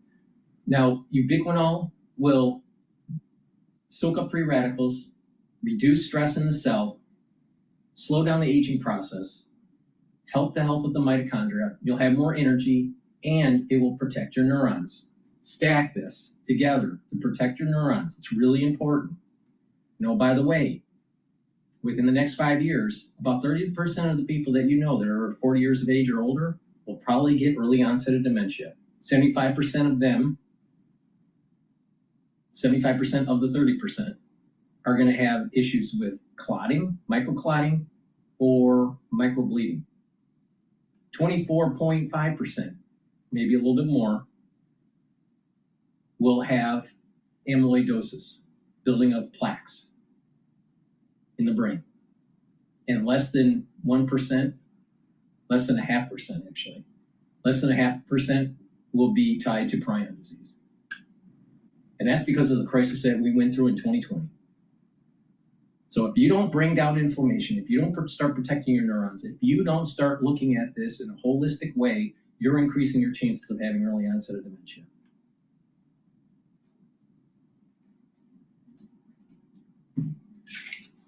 All right, we're going to go to Niall Ferguson. He's going to talk about the Cold War.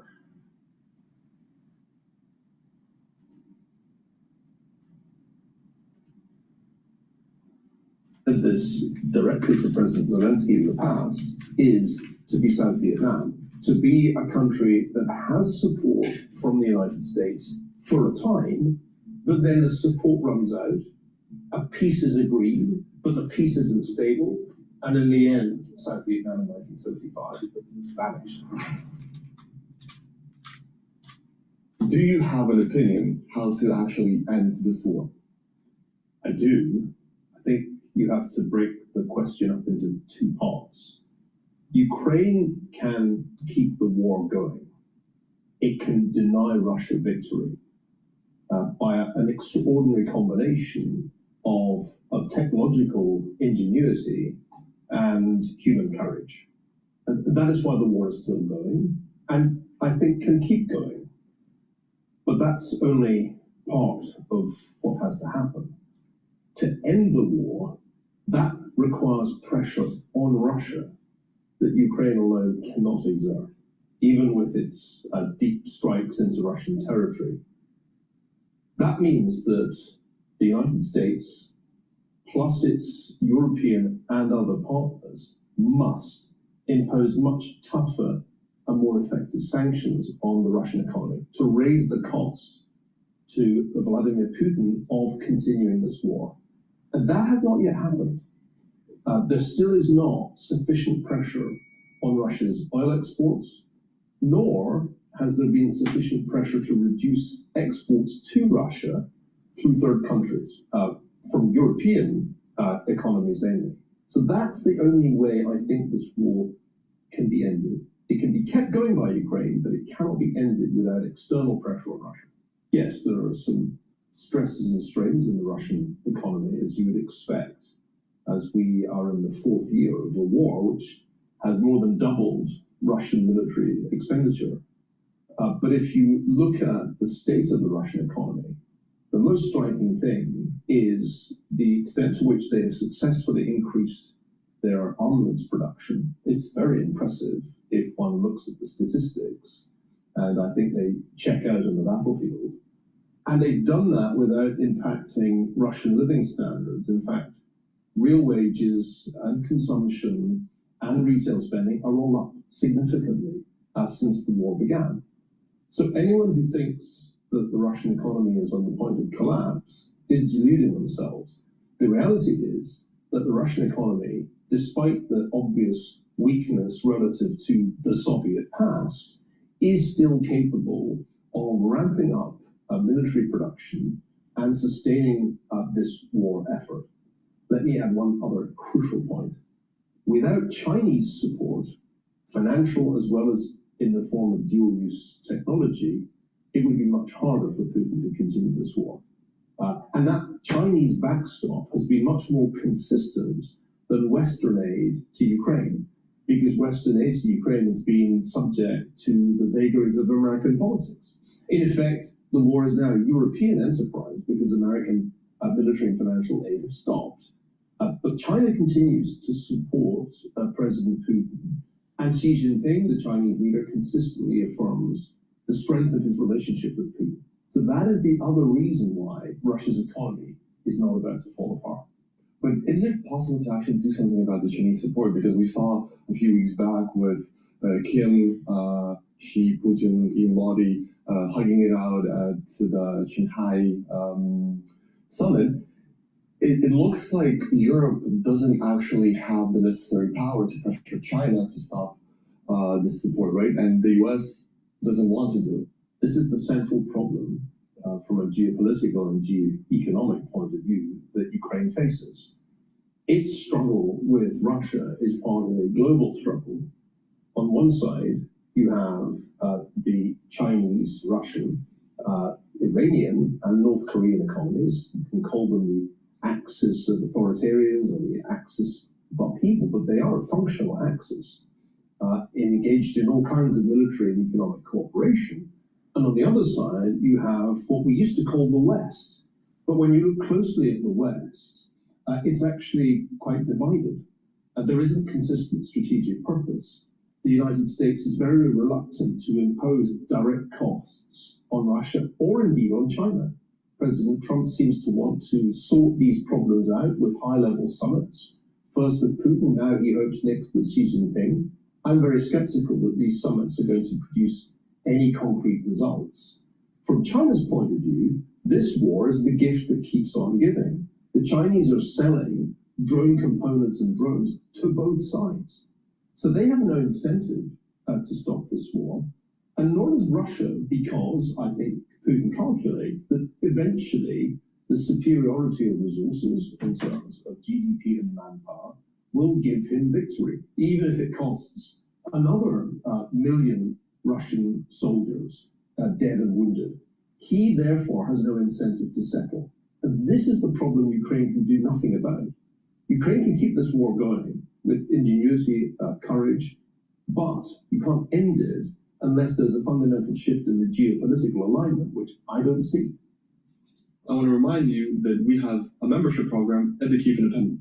Supporting the Kyiv Independent allows us to do the videos like this and report on the war in Ukraine.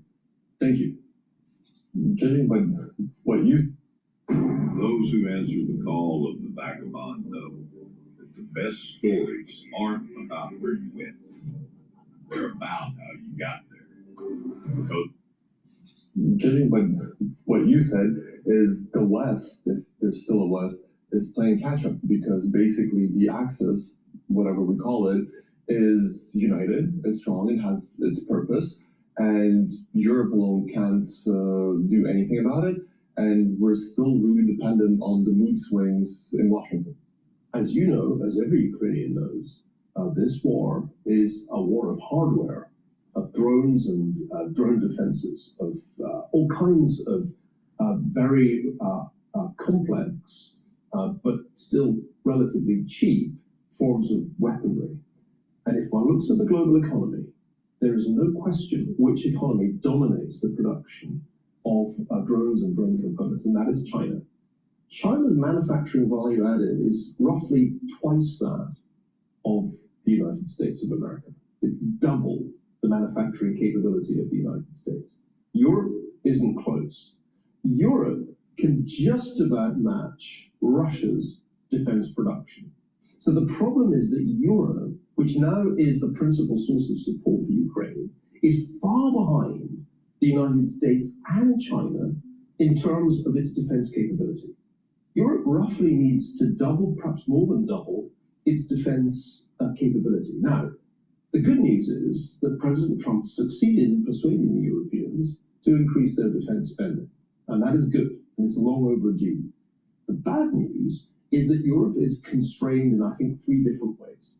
Number one, it doesn't really have the kind of strength in defense technology that the US and China have. It's far behind, particularly in the most sophisticated kinds of weaponry. Number two, the public finances of most European countries are in very bad shape.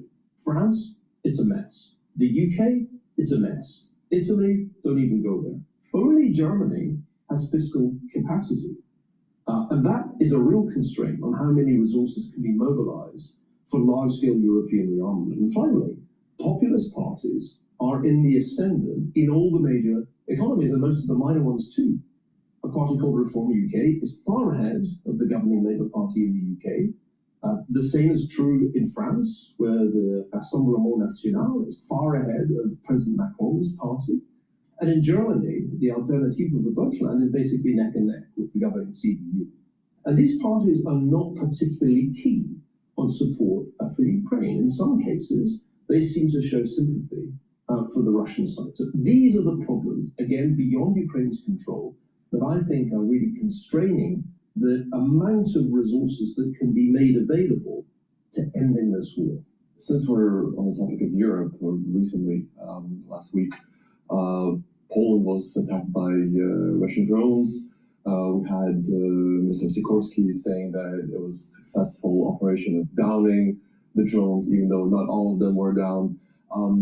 People in Ukraine see this as Russia probing European defenses, say a salami tactic where they do something, they see the reaction, there's no reaction, they increase the pressure. And people in Ukraine as well, they think that Russia was successful in probing NATO defenses, and NATO didn't push back against Russia in any tangible way. Does this send a signal to Russia that it can attack NATO countries, it can meddle with their internal affairs, and it won't face any repercussion for that? I don't believe that President Putin's goals are simply to acquire more territory from Ukraine. I don't even think he would be content with breaking Ukraine as an independent democratic state. His ultimate objective is to break NATO and to show that NATO is no longer real, that the language of Article 5 is a dead letter. How can he achieve this? Well, he can achieve this not just by winning the war in Ukraine, but then by expanding Russian aggression into NATO member states and showing that it doesn't elicit a united response. And it's not just the drones that entered Polish airspace. There have been other provocations. There are other ways Russia is pushing the envelope, for example, in the Baltic area. And I think it's highly concerning that the NATO response, particularly to the most recent Polish events, has been so weak. One of the lessons of the original Cold War, when it was the Soviet Union on the other side, was that you could not let that kind of aggression pass without at least strong language implying some kind of retaliatory risk. We're not doing that.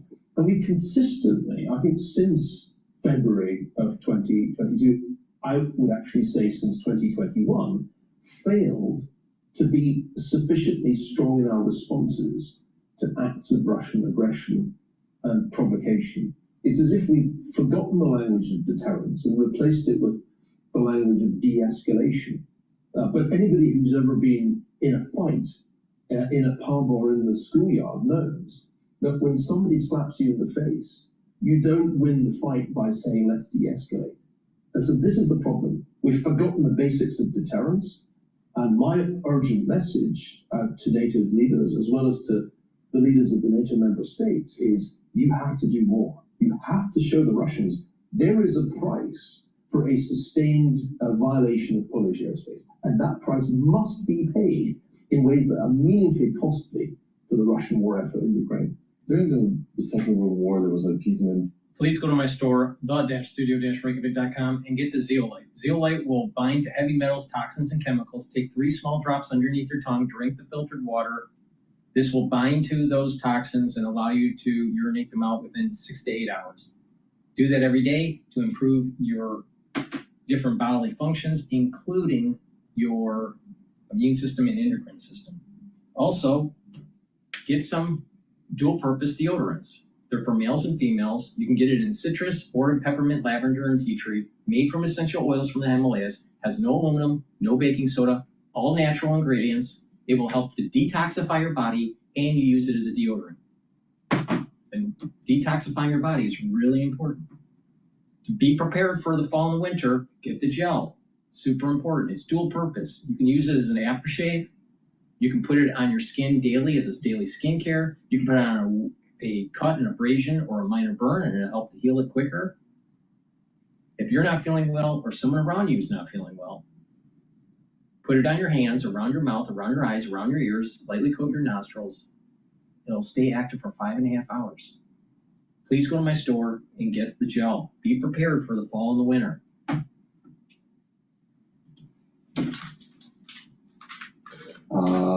Slogan, why die for dancing, right? Do you think Europeans and Americans would be willing to die for Narva, for example, if Russia enters Estonia? Well, formally, they have to be. That's the whole point of NATO, that an attack on one is an attack on all, and there will therefore be a coordinated alliance response.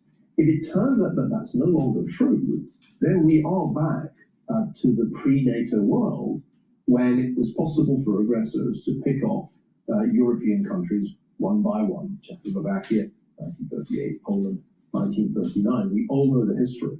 But as an historian, the tragedy of my career is that I've spent years of my life writing books and articles and giving lectures and classes and seminars about these issues, trying to communicate to the next generation the simple truths about great power politics, as well as economic forces in history. And it's as if I might as well not have bothered.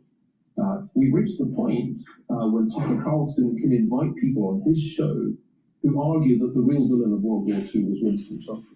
Winston Churchill was the hero of World War II because there was one man who argued against repeal consistently, even when it was unpopular. So it's very frustrating for me to see so many of the lessons of history apparently forgotten.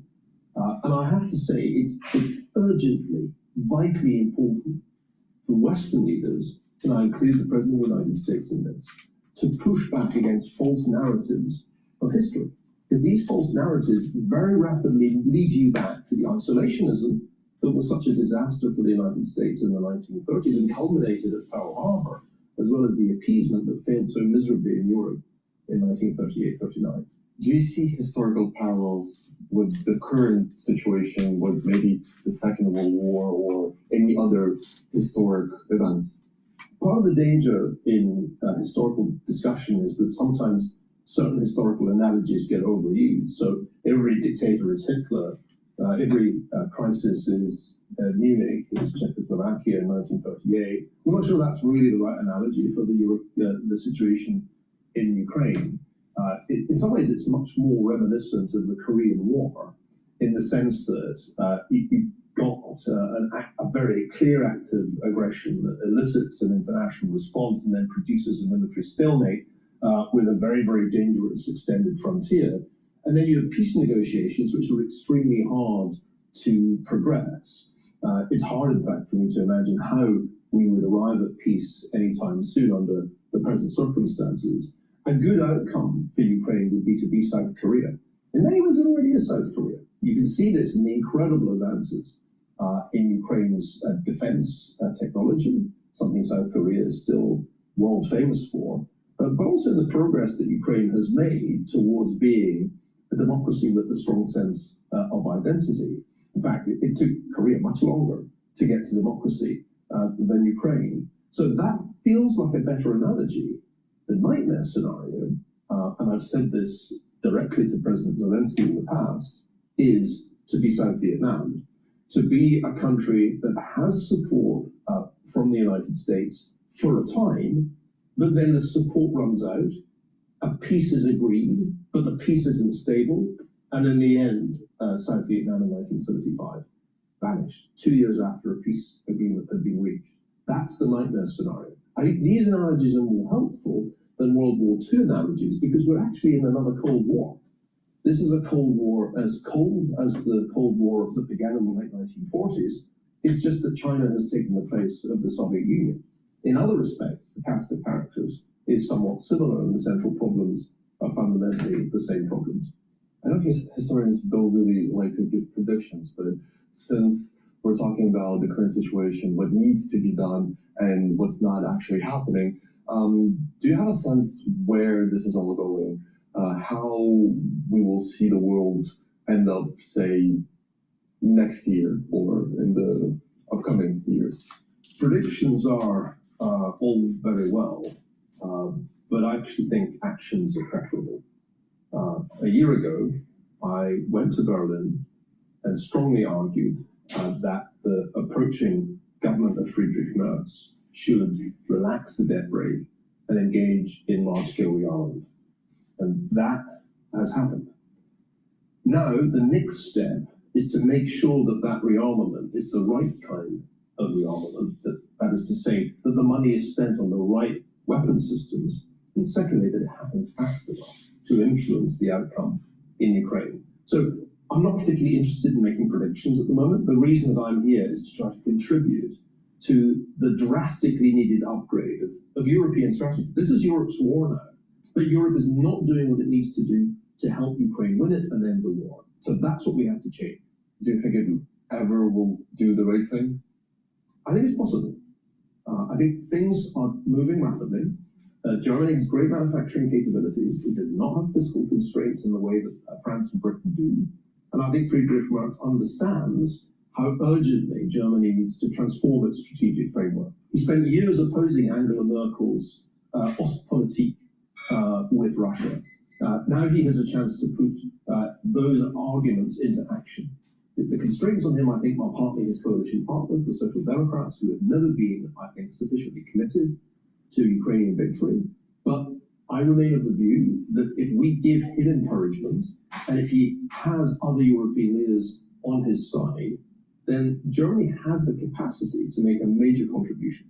What are the two words you least want to hear if you are a Russian dictator? I'll tell you, German rearmament. That is happening. There's going to come a point, if it's done right and it's done fast enough, when Vladimir Putin will realize that he has made the biggest strategic mistake in modern Russian history by reawakening Germany as a military power.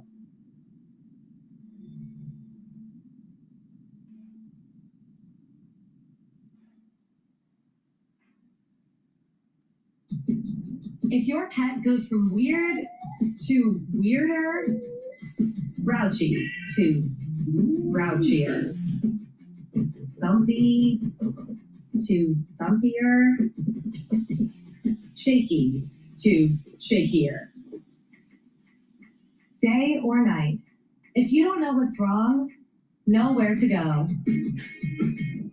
Veg, the better, kinder ER for pets.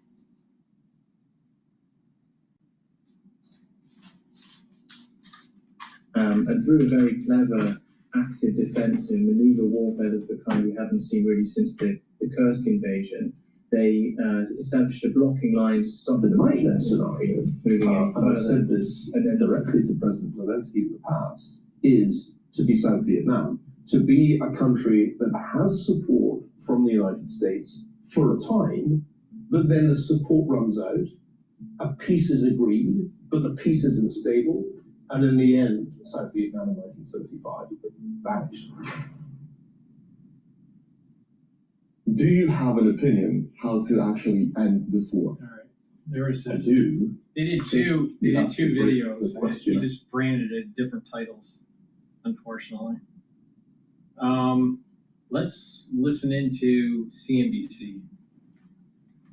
Hi, Carl. Indeed, these are final reads for September on University of Michigan sentiment and inflation numbers and expectations for some improvement. The reality is each one deteriorated on growth. 55.1 from 55.4 is the headline number. It's still the weakest going back to May. If we look at the current conditions, 60.4 versus the mid-month read of 61.2, also lower, but it doesn't change the comp back to May. And if we look at expectations, from 51.8 mid-month to 51.7, still the weakest since May as well. And on the inflation front, very similar, but in a positive way. We're expecting 4.8 on the one-year inflation, 4.8 was last look. The mid-month it comes in 4.7. And the 5 to 10 year inflation, instead of 3.9 mid-month, it moves to 3.7. 3.7 would be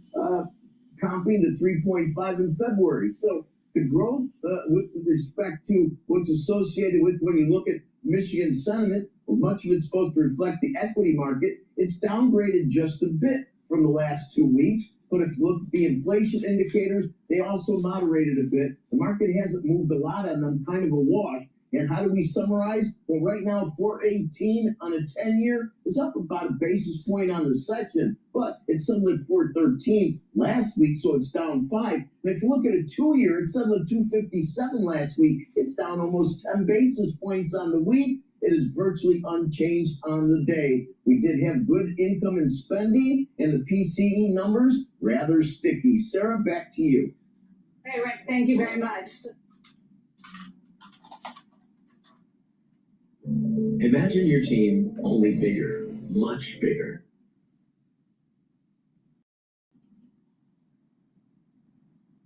And I think basically what Trump is doing, and he's been doing this for a couple weeks now, is he's pulling back and he's telling the Europeans and the Ukrainians the ball is in their court and they have to settle this one with the Russians, however they choose to do so. Remember, he says that he's going to give Ukraine the weapons via NATO.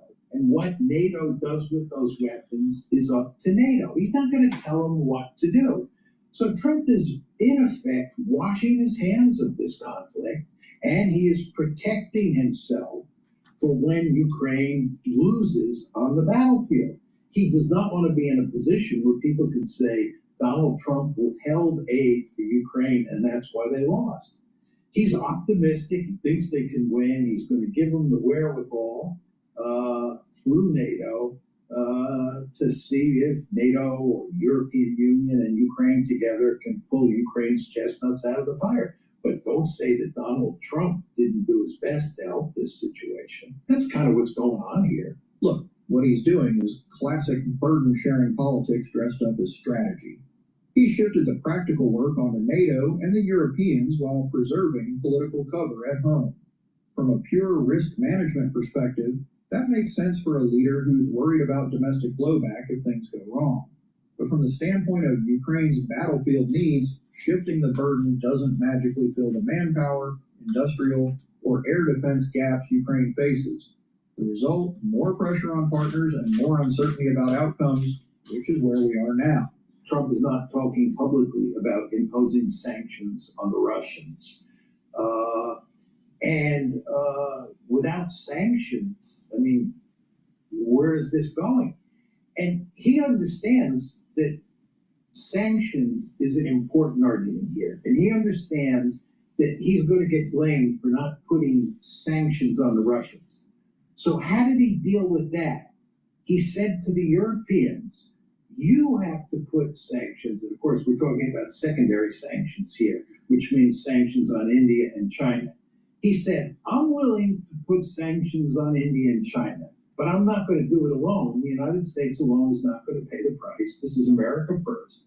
You Europeans have to go along with us. And as soon as you put secondary sanctions on the Russians, which again is sanctions on India and China, I'll put secondary sanctions on.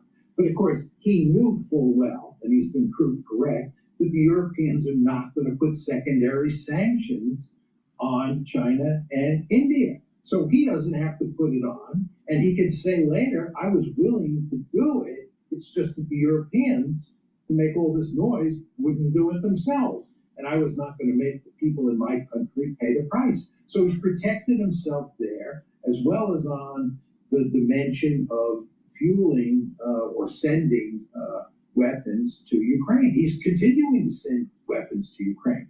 And by the way, he's making the Europeans pay for those weapons, which is something that satisfies his base. So I think if you put aside these wild and crazy comments about how Ukraine can win and what a paper tiger Russia is and so forth and so on, I think Trump is basically following the game plan that you and I divined a while back. That's the political trade-off. Keep domestic supporters happy while getting partners to pick up the tab. It stabilizes you at home, but increases strategic fragility abroad. If Europe can't sustain the pace of support, Ukraine's battlefield calculus changes fast. Not because of rhetoric, but because of logistics and industrial capacity. Listen, when the United States was operating in Ukraine under Joe Biden, we had the pedal to the metal. We were doing a great deal to help Ukraine win the war. And Ukraine could not win the war with all that European support and all that American support. Well, once the Americans under Trump begin to backtrack and shift the burden onto the Europeans, who have huge economic problems of their own, how can anyone possibly make the argument that Europe plus Ukraine can do what Europe plus the United States plus Ukraine could not do? And the answer is they can't.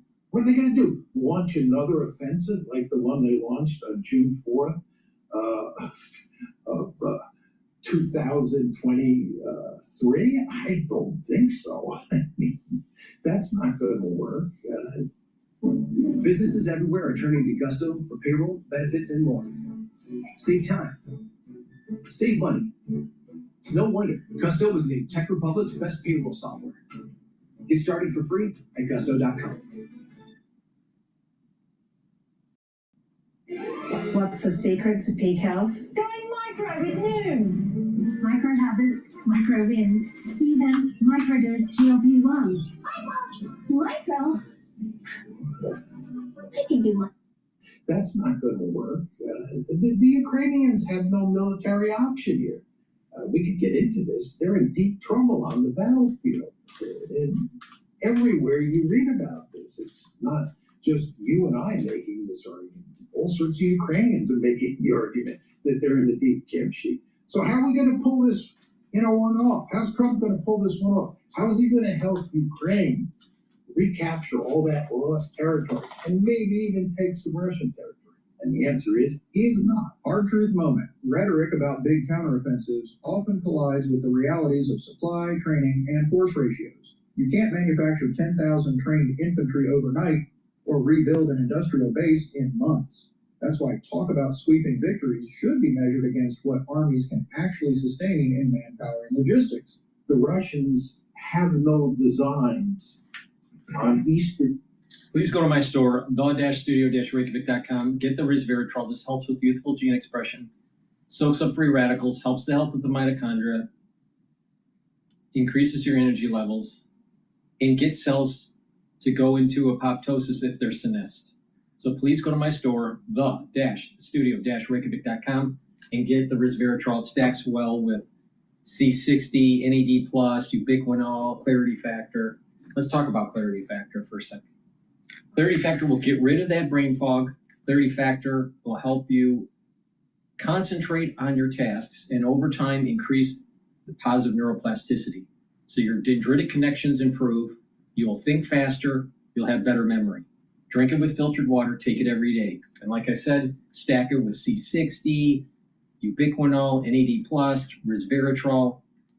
So a powerful stack here. Clarity factor with resveratrol. Please go to my store. Use discount 5. You get $5 off any order. If you spend $100 or more, you get a free gift until supplies last. And that free gift you're going to need in the fall and the winter. Europe, and they have no designs on Western Europe. Furthermore, they do not have an army that is capable of conquering territory in Eastern Europe, much less running to the beaches of Dunkirk. This is threat inflation of the worst sort, and we hear it all the time. But the Russians have never shown any interest in conquering territory beyond Ukraine. And furthermore, as you and I have talked about ad nauseum, and people on our side have talked about ad nauseum, the Russians don't have any designs on conquering Western Ukraine. And in fact, they would be crazy to try to conquer Western Ukraine because it's filled with ethnic Ukrainians who would put up huge resistance over the long term against the Russian occupation. So the idea that we're sort of dealing with Adolf Hitler in May 1940, and he's poised to take France and Belgium, Holland, and then when he's done there, he's going to head east. I mean, this is just not the world that we live in. Russia is nowhere near as powerful as the Soviet Union was. Russia is not a potential hegemon in Europe.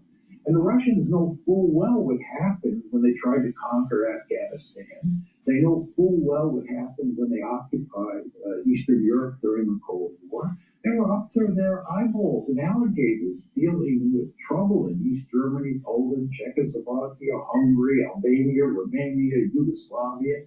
They're not going back into Eastern Europe. This conflict is all about NATO expansion into Ukraine. And once Ukraine is defeated and becomes a neutral state, if the West is smart, it can go a long way towards improving relations with Russia over the long term. Smart diplomacy isn't appeasement, it's pragmatic risk reduction. Neutrality arrangements, arms control talks, targeted economic leverage. These are the tools that can buy breathing room. But politics and public opinion often make pragmatic compromise difficult, and that's the real barrier to a sensible, long-term settlement. I'm actually surprised, as I've said before.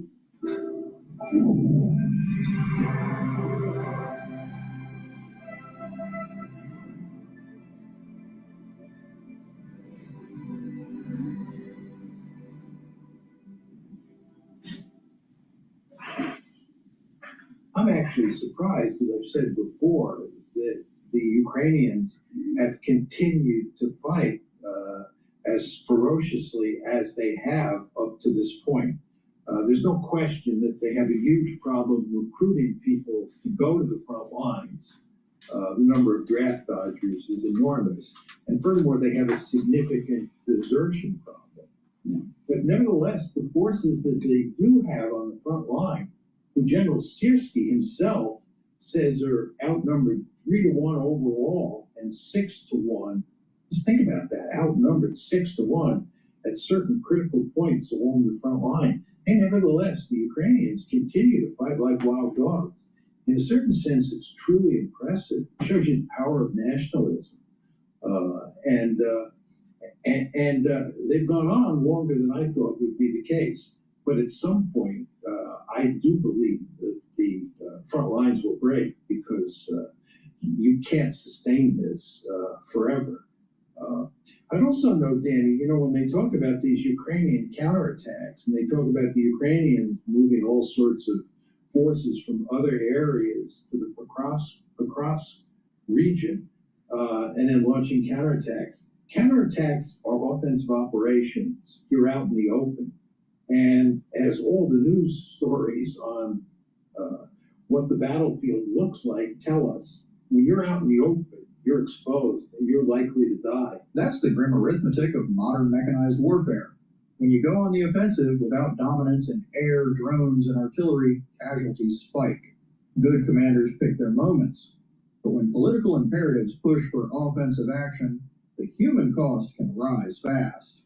General Syrski says that the Ukrainians are outnumbered 3-1. And some people are arguing that the overall number is even bigger than that the number 700,000, which is given for the number of Russian forces up inside of Ukraine, the number is actually higher than 700,000.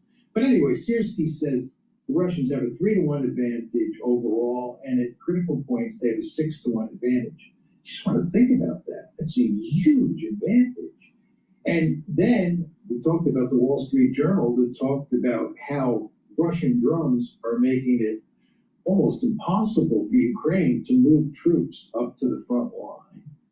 And then you start talking about just the overall balance in the drone war. It's quite clear it shifted significantly in favor of the Russians over the Ukrainians. Early in the war, the Ukrainians had the advantage in terms of drones. Now the Russians have a clear advantage. If you look at artillery and other pieces of weaponry, the Russians have a significant advantage. Very important. If you look at glide bombs, right? The Russians have a huge inventory of glide bombs, which they use liberally against fixed positions on the Ukrainian side of the line. And the Ukrainians admit, if you read the newspapers carefully, that these glide bombs are devastating. How many glide bombs do the Ukrainians have? 0.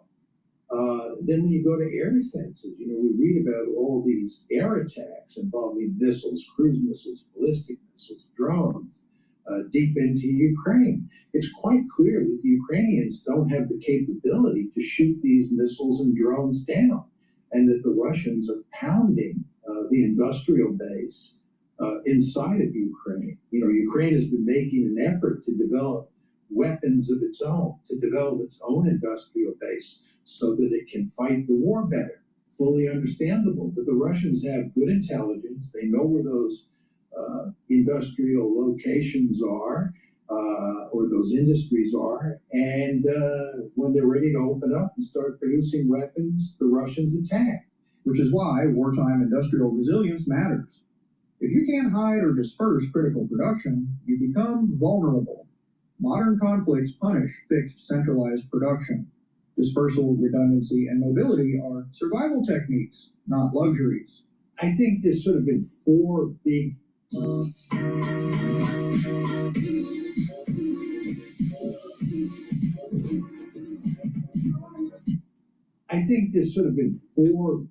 Please go to my store, the-studio-reykjavik.com, get the Myotrol. This will help with the gene expression to build muscle, do resistance training, use the Myotrol, express the genes to help to build the muscle. This has polyphenols, flavonoids, and lignans to help with that gene expression to build muscle. This is extremely important if you're 40 years of age, male or female, to help reduce atrophy and to build muscle. Vitamin B complex helps to boost up your energy levels. The first 4 B vitamins helps with the electron transport chain to increase your ATP. Vitamin B complex increases your cellular metabolism, and B12 helps to protect your neurons. Omega-3 brings down inflammation, helps with your lipid profile, and reduces the stickiness of red blood cells. This is very important to take for cardiovascular health. So a great stack for cardiovascular health, omega-3. Vitamin B complex to help protect your neurons and rev up your metabolism, and Myotrol to express the genes to build muscle. Please go to my store, the-studio-reykjavik.com. Use discount 5, you get $5 off any order. You spend $100 or more, you get a free gift until supplies last. Incidents here that people are talking about. One is the drones that went into Poland. 2 is one drone that wandered into Romania and then out. And then there's all this talk about these drones that were near the airports in Oslo and Copenhagen, and Oslo Airport and Copenhagen Airport were shut down as a result. So there's sort of 3 incidents involving drones. And then there's the incident of 3 MiGs that are said to have flown into Estonian airspace. Now, the Russians categorically denied that they flew those MiGs into Estonian airspace. So the Russians have no interest in sending MiGs into NATO territory.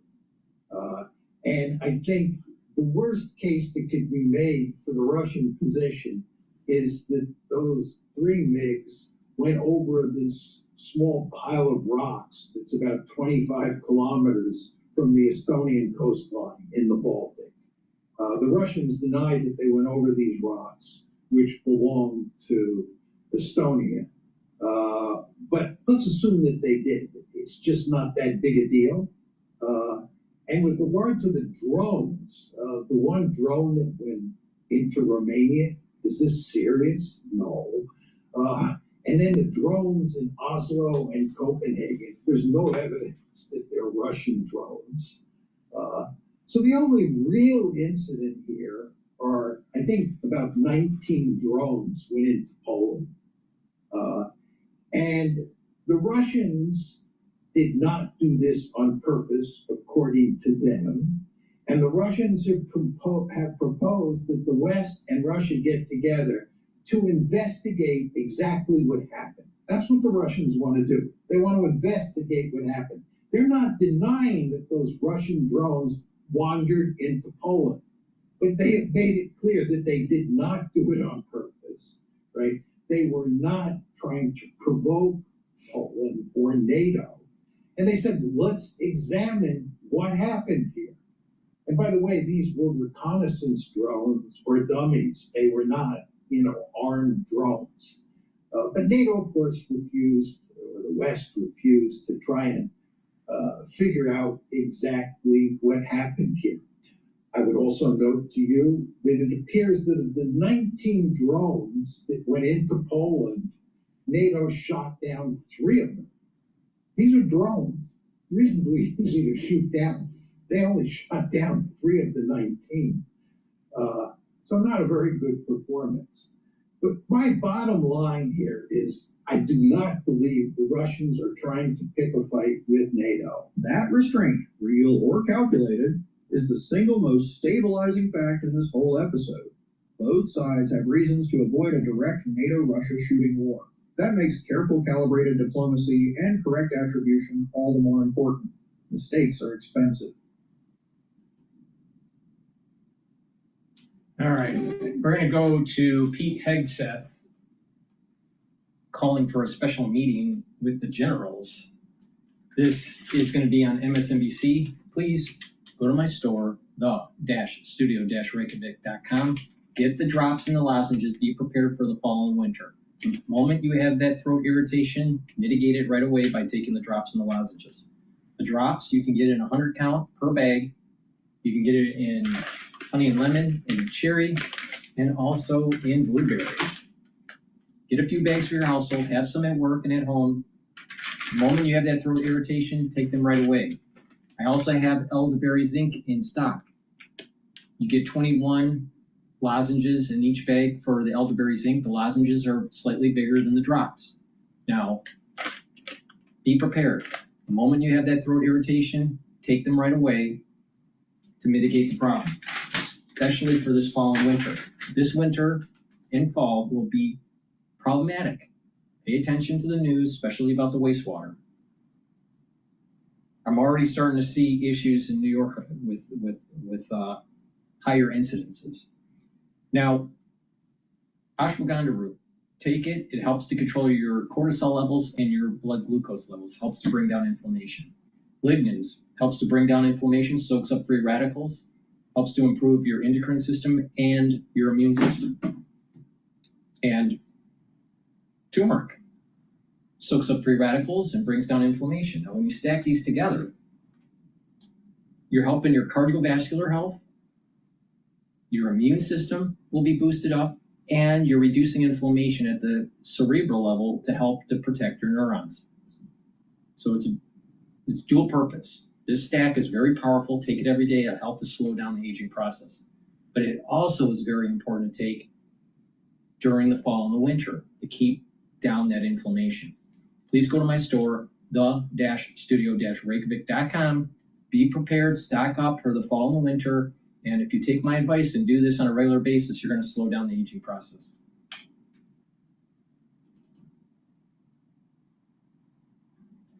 Defense Secretary Pete Hegseth has ordered hundreds of top military leaders to gather at a Marine Corps base in Virginia next week. It's not clear why the meeting has been called. More than a dozen people familiar with the matter telling the Washington Post the directive was sent to nearly every top U.S. military commander around the world. That includes officials in conflict zones stationed throughout Europe, the Middle East, and the Asia-Pacific region. According to the Post, every source it spoke with said it could not recall a defense secretary ever ordering such a large gathering of military leaders on such short notice. Joining us now, retired U.S. Army Lieutenant General Mark Cottrell and President Emeritus of the Council on Foreign Relations, Richard Haas. Good morning to you both. General, I'll start with you. First of all, how unusual is this in your experience, and what do you suspect is going on here? Yeah, Willie, if this is usual and this is unusual, we're way out in terms of unusual in this one. It is never that I know of ever occurred in the history of the military where everyone is brought in. Now, certainly during wartime, generals commanding in a theater are brought in individually with their team, or the president or the secretary of defense visits them at their... You know what I think it is? I think there is serious talk of a two-front war happening under Trump's administration, dealing with Ukraine and NATO getting more involved and going after targets to take back land and potentially even hit targets in Russia, and to get ready for the potentiality of Taiwan being hit by China.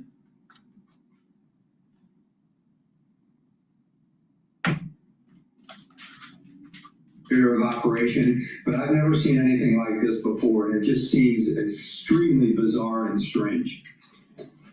Well, General, let me just ask you strategically, how stupidly dangerous is this?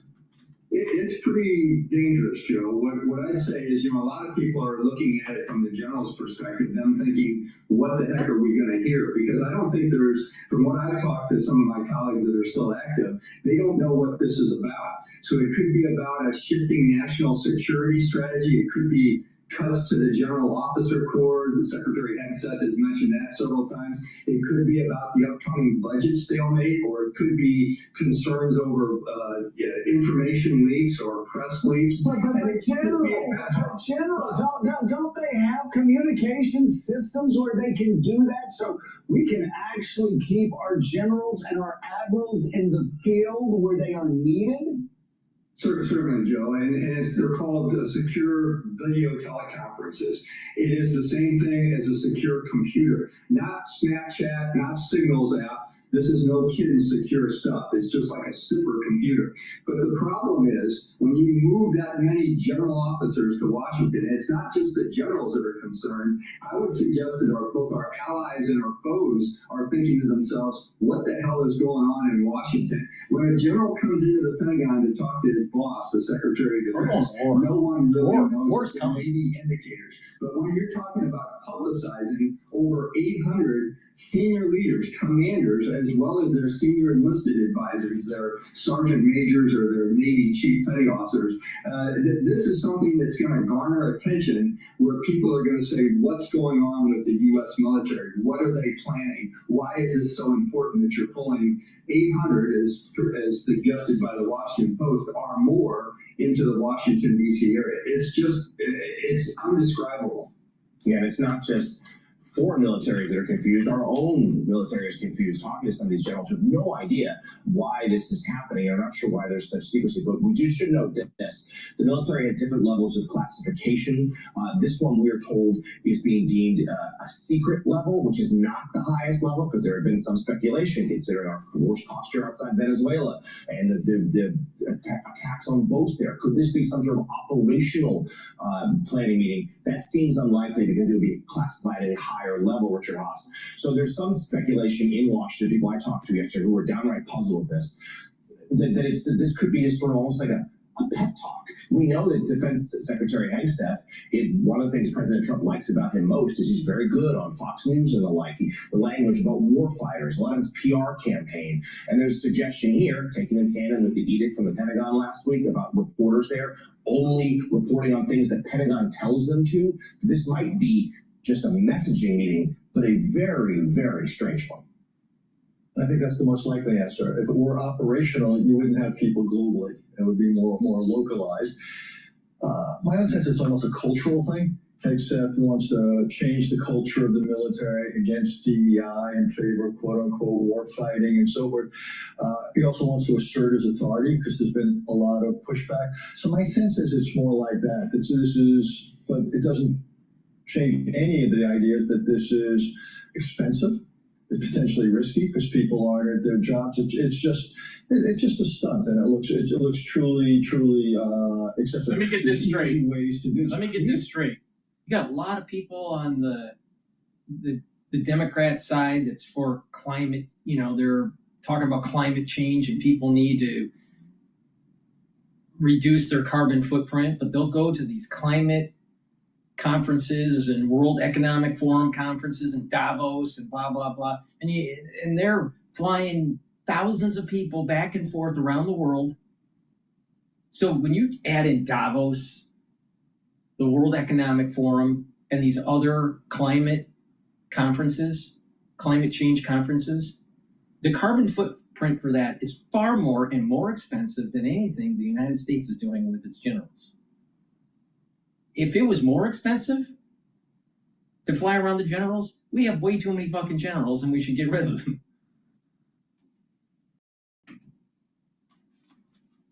Wars in recent years, by the way, without people leaving their bases. That's why we have these secure video systems. When I was at the White House, we went through the entire Gulf War, and most of it was run that way. You don't need to do something like this, so this has to be something much more personal. Yeah, even some Republicans rolling their eyes at this yesterday, saying the Hegseth. Again, he and his senior leadership team very depleted, perhaps out of their depth. Richard? Okay. I think we're getting ready for war in potentially with the use of NATO. All right, let's go to Steve Ratner. Well, right now, the White House is telling federal agencies to prepare for another possible round of mass firings unless Congress can pass a measure by the end of Tuesday, which is when government funding is set to expire. As we said, one point of contention dividing the two parties is funding for health care. For more on that, let's bring in former Treasury official and Morning Joe economic analyst, Steve Ratner. And Steve, your first chart takes us through projections on how many Americans could lose their health insurance from the proposed budget cuts. What did you find? Yeah, look, as you said, Nika, healthcare has become the major issue in this shutdown. And for good reason, as I'm going to show you. You haven't heard Republicans say lately, let's repeal Obamacare. Have you? I don't think I haven't heard. You probably haven't heard, because it's not popular to say that. So they've been doing it surreptitiously, piece by piece. They are dismantling Obamacare. And that is what the Democrats are fighting for in this go-round. So maybe we should dismantle Obamacare. I'm actually listening to the audiobook of the memoirs for Obama. And actually, it's pretty good. It's kind of funny in a way. But I have to do it at 1.5 speed because I don't want to spend 30 hours of my life listening to Obama.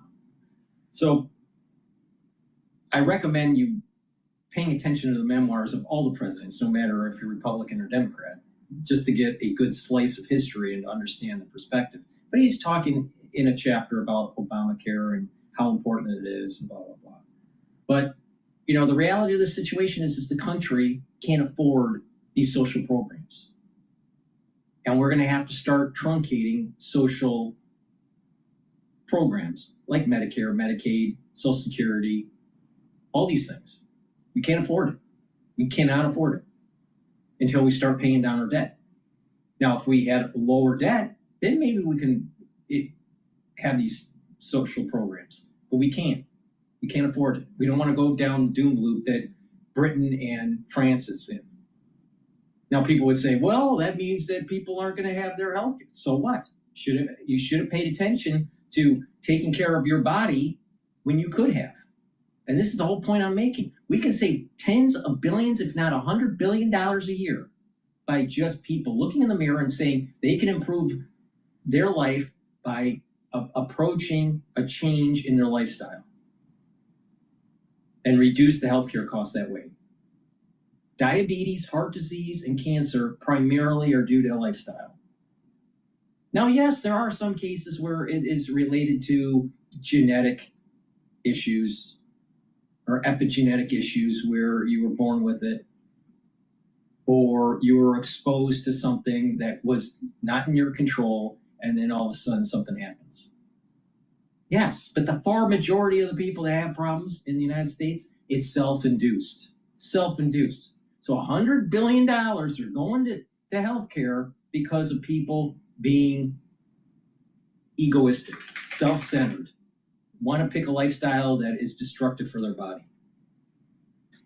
Why should the taxpayers have to pick up the pieces for people that aren't paying attention to their own health?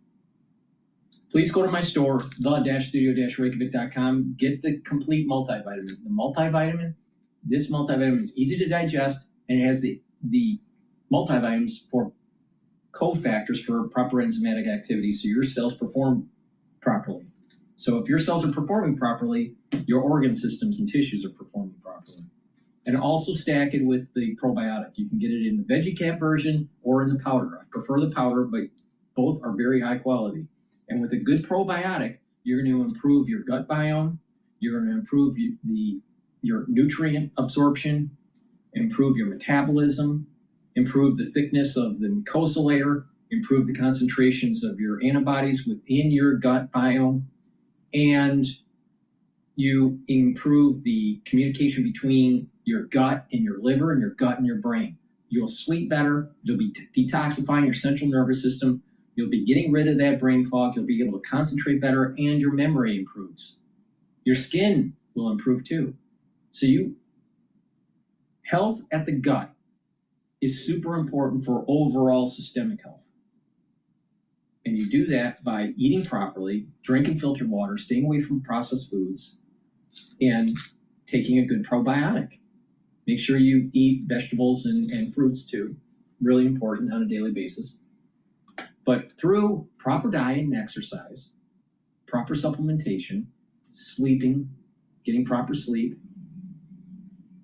learning new things, talking, reading, writing, when you do all these different modalities to improve your health, they work synergistically so you slow down the aging process. And that's how you reduce the cost of healthcare.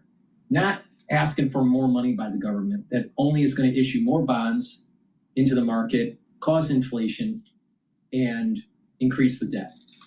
So which one is the more important way to solve the problem? Telling people that their lifestyle is the reason why we have such high healthcare costs.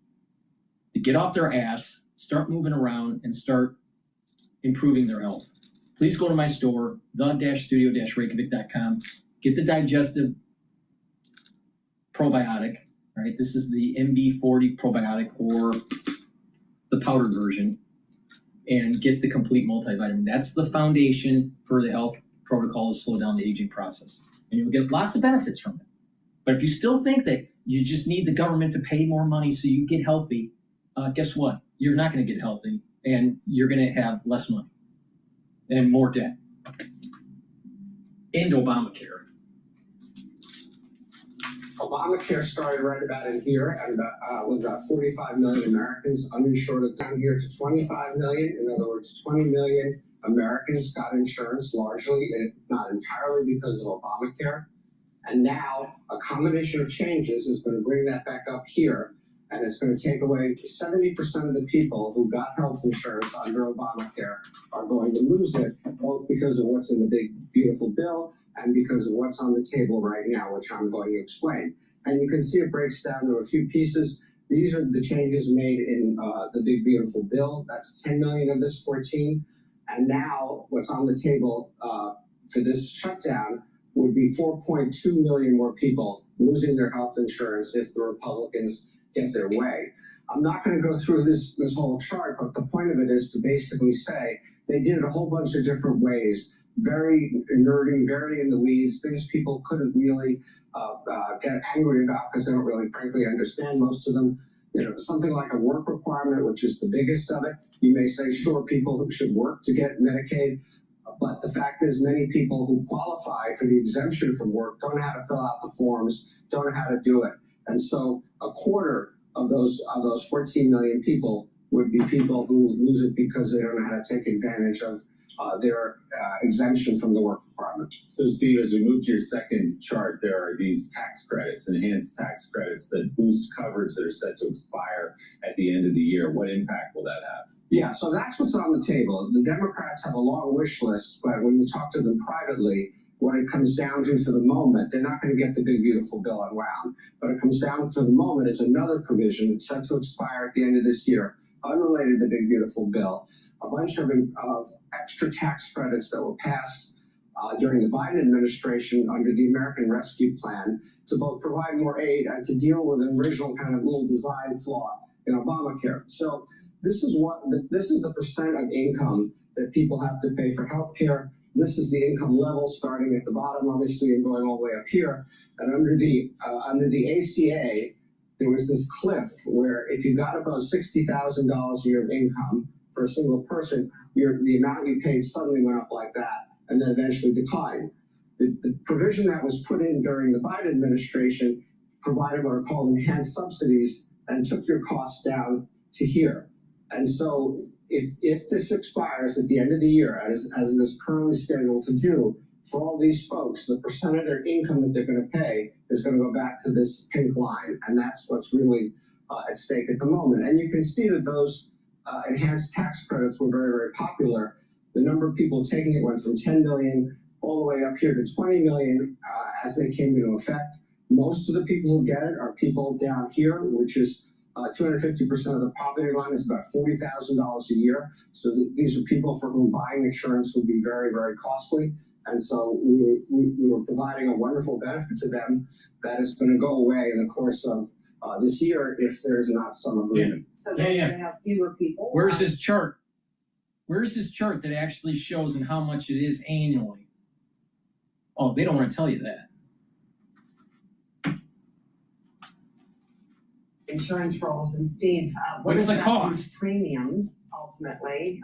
No, not the premiums.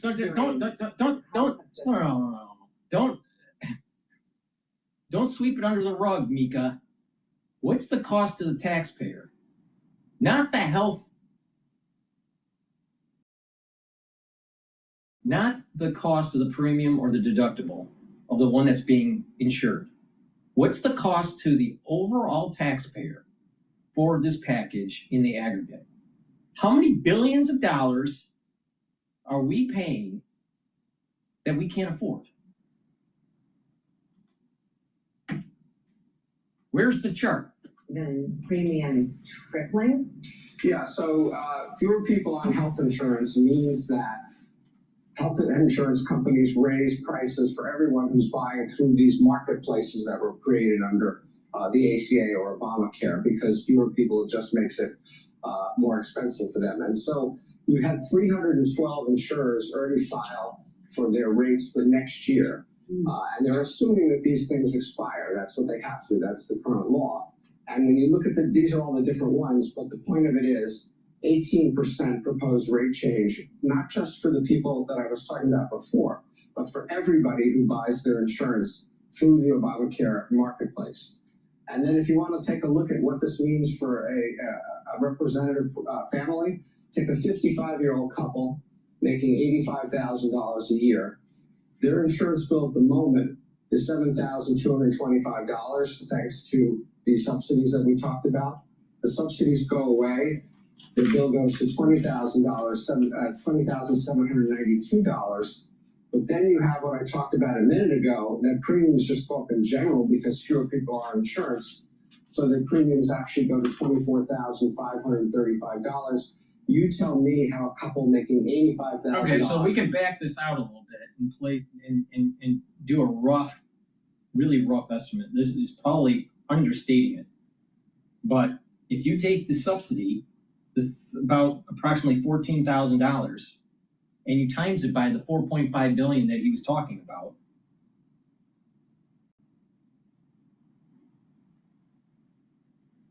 all right, this is costing the American taxpayer annually $63 billion. And that's lowballing it. $63 billion. Now you understand what I've been saying? If people look in the mirror and say most of the causes that they have, most of the medical problems that they have that are chronic are self-induced and that they can fix it, we could be saving $100 billion a year in healthcare costs. No, we gotta have Obamacare. We gotta have Obamacare.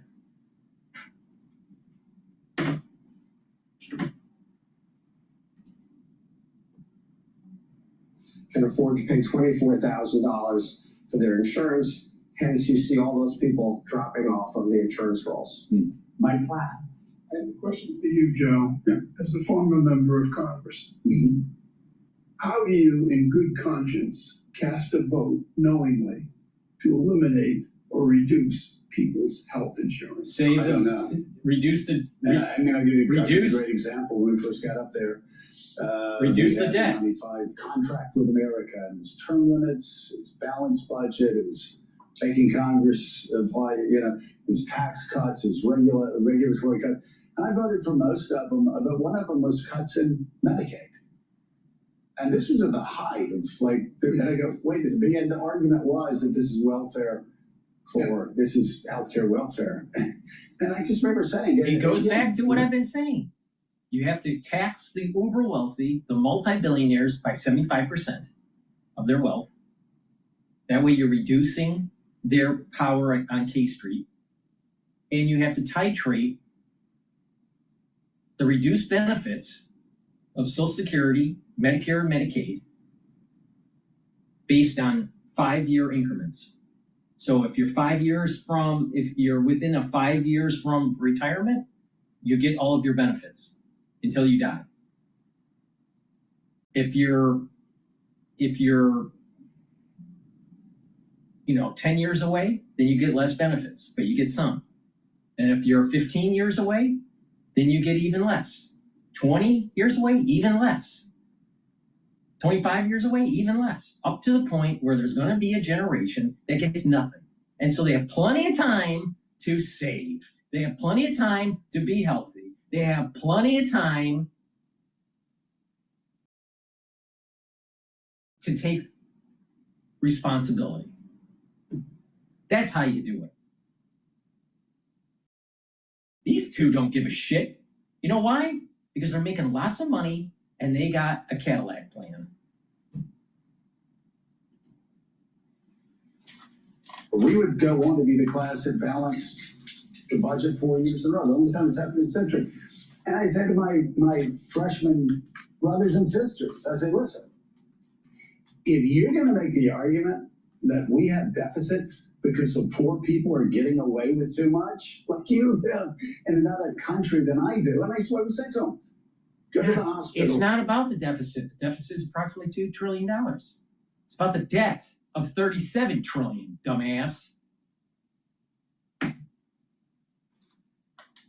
In your hometown at 11 o'clock at night, and look at the single mom with 3 kids that are using the emergency room as their primary care facility, and then vote to cut against Medicaid. I couldn't do that in 95. I don't know how anybody. Why don't you tell them to actually go to the pediatrician instead of going to the emergency room? And most people don't take their kids to the emergency room. They take it to actually a 24-hour clinic. They don't take it to an ER. They take it to a 24-hour clinic. So come on, Joe. Wake up.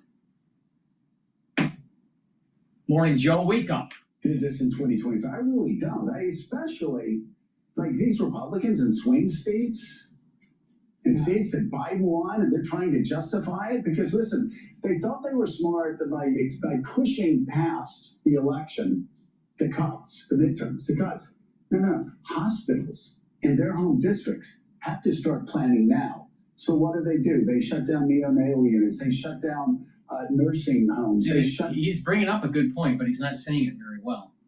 Most hospitals, especially community hospitals, are underwater. So if you start taking away the health benefits of a society in mass, you stop the subsidies to the hospitals, they're gonna go under. So what is this really about? Let's say mass amounts of people take my advice and get healthy. And they don't have to, if you're healthy, you don't need to see a fucking doctor. Get real. All right? But they take that advice and they get healthy.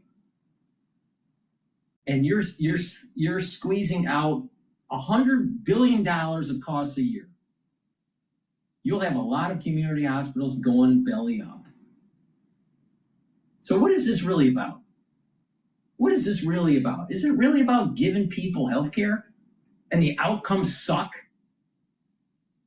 You think this $100 billion that we're spending is actually giving people better outcomes? They're not. Get real. So $100 billion and the outcomes suck. And we're propping up hospitals that should go under.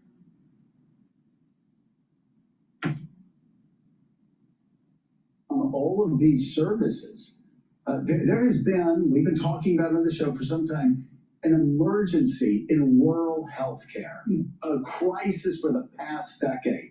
This has expedited it in a way that again, I guess Republicans from rural America just didn't know how much their vote was going to savage healthcare. But this is one of those things where, do you really fear Donald Trump so much? Oh, so it's the farmers. The farmers, they should have known better, and then all of a sudden they're at fault. And you know, Trump, they should have known that Trump was a bad guy.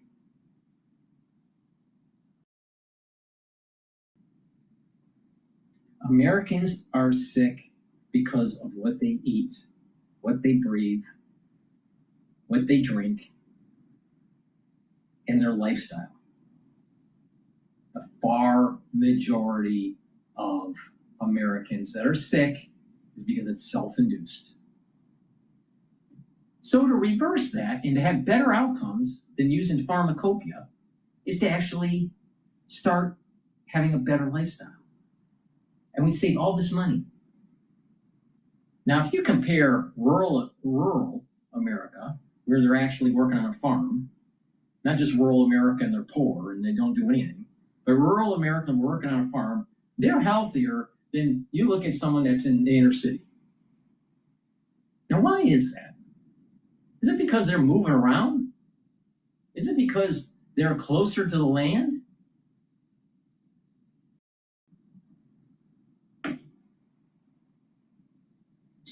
Of farmers and small business owners in your own district. In this case, they did. Yeah. Well, anyway, on that happy that Morning Joe economic analyst and YouTube star in a massive way. And I think we all are shocked. I still haven't figured it out. Lemir's doing something for the Atlantic on this. For some reason, he's really big in South Korea and Azerbaijan. Okay. Cross demographics. Yes. Yeah, all demographics.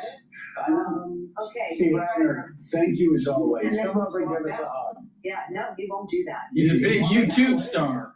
He's a big YouTube star. Must have saved tens of thousands of people during COVID. Big YouTube star. Yeah. He must have informed the whole public that there was a bioweapon that was released. Yeah. He's a big YouTube star. Saved lots of people. And he can't create a chart that tells you how much the taxpayers have to subsidize Obamacare. I have to do a back of an envelope calculation. Yeah, tough guy.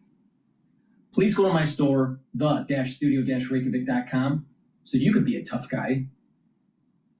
Get the Gladiator Barley. Do resistance training. This is a high-density protein, and it'll help you to build muscle. This works really well with a stack with Myotrol or with Boomer Boost. Build that muscle. But it also helps to detoxify your body. And when you detoxify your body, you're helping your endocrine system, your immune system, your brain function. It also brings down inflammation. That's helping with your cardiovascular system, your endocrine system, and your immune system, and your brain function. It soaks up free radicals through superoxide dismutase. You take this on a regular basis, and you're actually slowing down the aging process. And you're building muscle if you're doing resistance training. Taking Gladiator Barley is far better than Obamacare. Trust me. And heirloom barley, it's very similar to Gladiator Barley, but it's more focused on detoxifying your body, bringing down inflammation, and soaking up free radicals through superoxide dismutase. And it's not focused on the strength training. Please go to my store, get either the heirloom barley or the Gladiator Barley, and you won't need Obamacare. And it's a hell of a lot cheaper.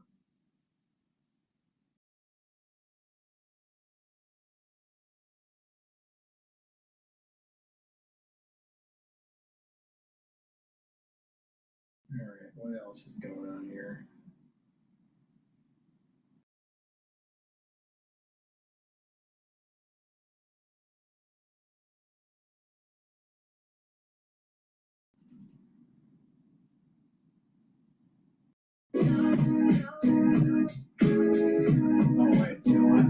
found another video that I want to play here.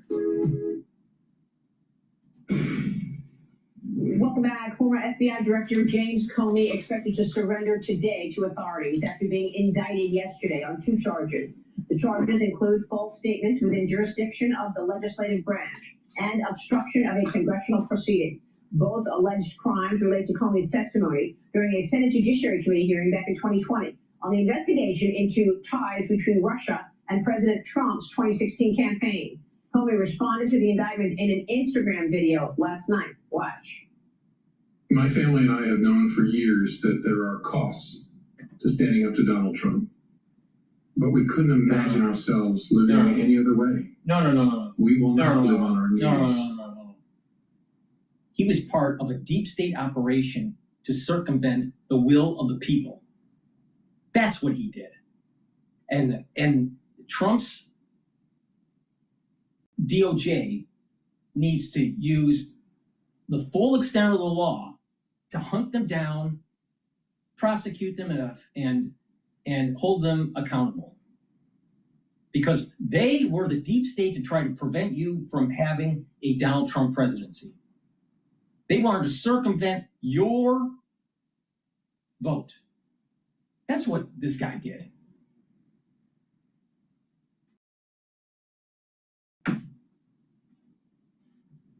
And you shouldn't either. My heart is broken for the Department of Justice. Yeah, right. But I have great confidence in the federal judicial system, and I'm innocent.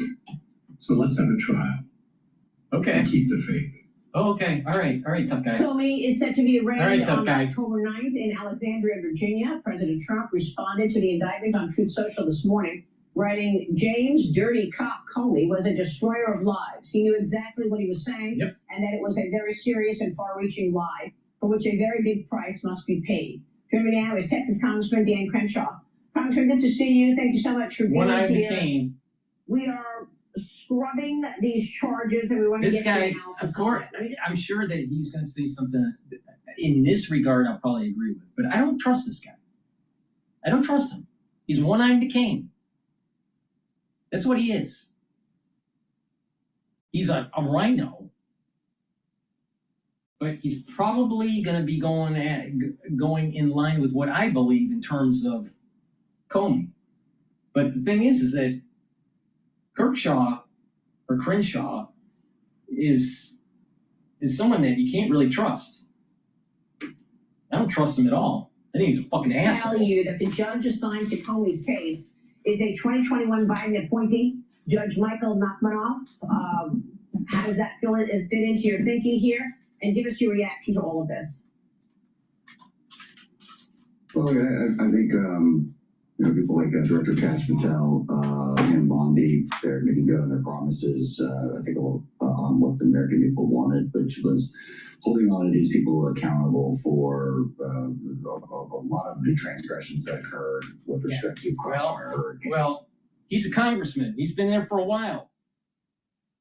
He could have made a larger voice out there to hold these people accountable, all of them. He didn't. Oh, so now he's going to ride the coattails of the DOJ as Bondi and Kash Patel are hunting them down? Well, what about before Trump got it back into the presidency?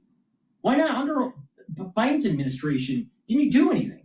He didn't do a fucking thing. And this is the reason why. He's a bullshit guy.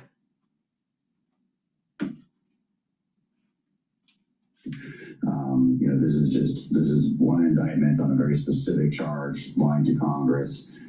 I'm still combing through exactly what that indictment is as well. So lying to Congress about, I think, authorizing an FBI agent to become an anonymous. Maybe you should have done your job during the Biden administration as a congressman from Texas, as a Republican, and actually held these people accountable.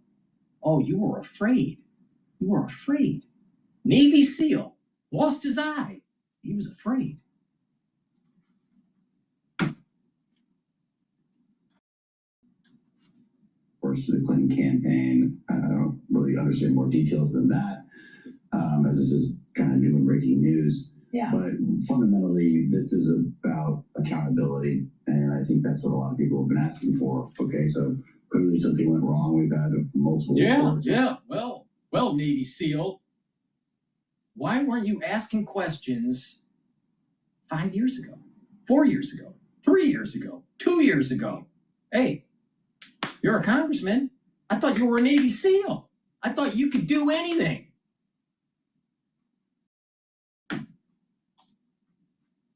But even the Mueller report, especially the Durham report, really showed that there was malfeasance that occurred.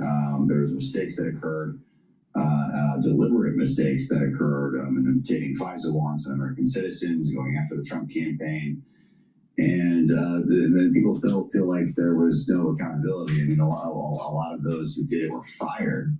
But people ask, why is there no criminal accountability? Now, at the time, the laws did not allow for that. We have since changed those laws. Let me get this straight. You gotta pay attention to the video really closely here. Okay? One-Eyed McCain, Navy SEAL, has been in Congress for a while, didn't do anything during the Biden administration to hold them accountable, the deep state accountable, because he's a rhino, and then he's doing a soft promotion of his fucking book in the corner. Navy SEAL can do anything, even sell books, and don't ask questions.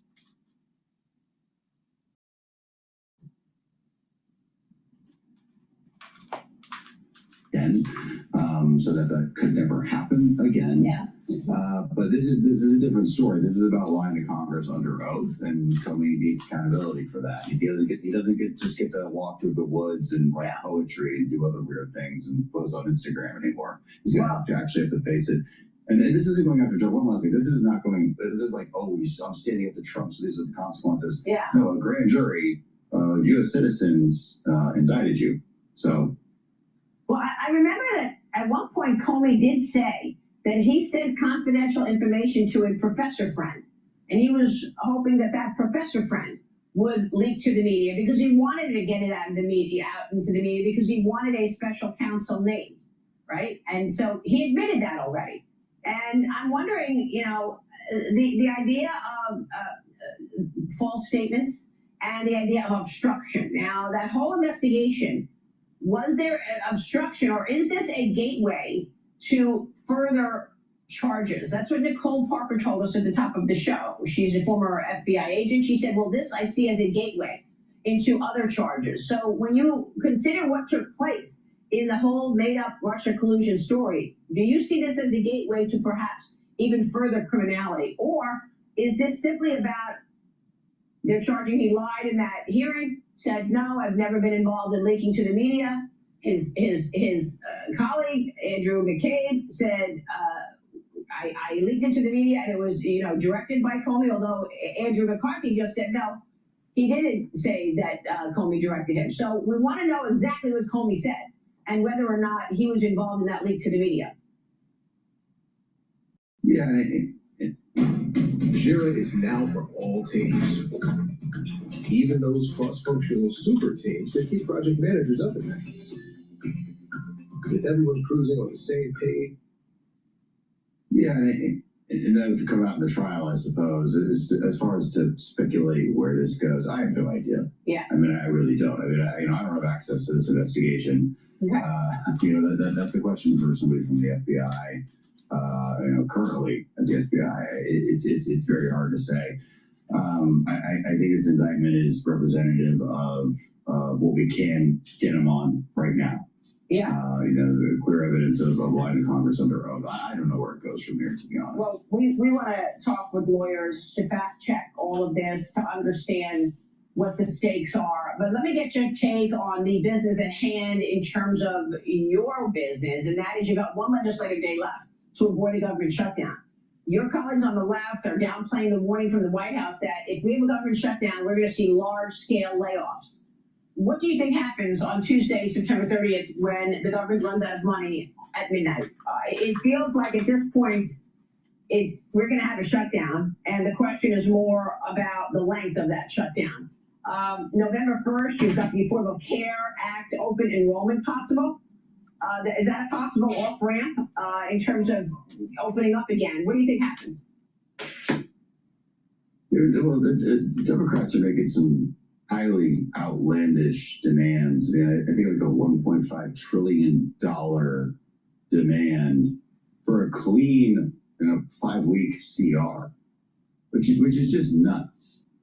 It's pretty clear that they have no desire to govern and that they want the government to shut down. If they think the American people are somehow going to blame Trump and Republicans for this shutdown, like the House has already passed a clean CR. And we passed these clean short-term CRs so that we can keep negotiating in good faith without shutting down the government, firing employees, furloughing employees, creating that kind of havoc that happens when you shut down the government. For the Democrats to demand that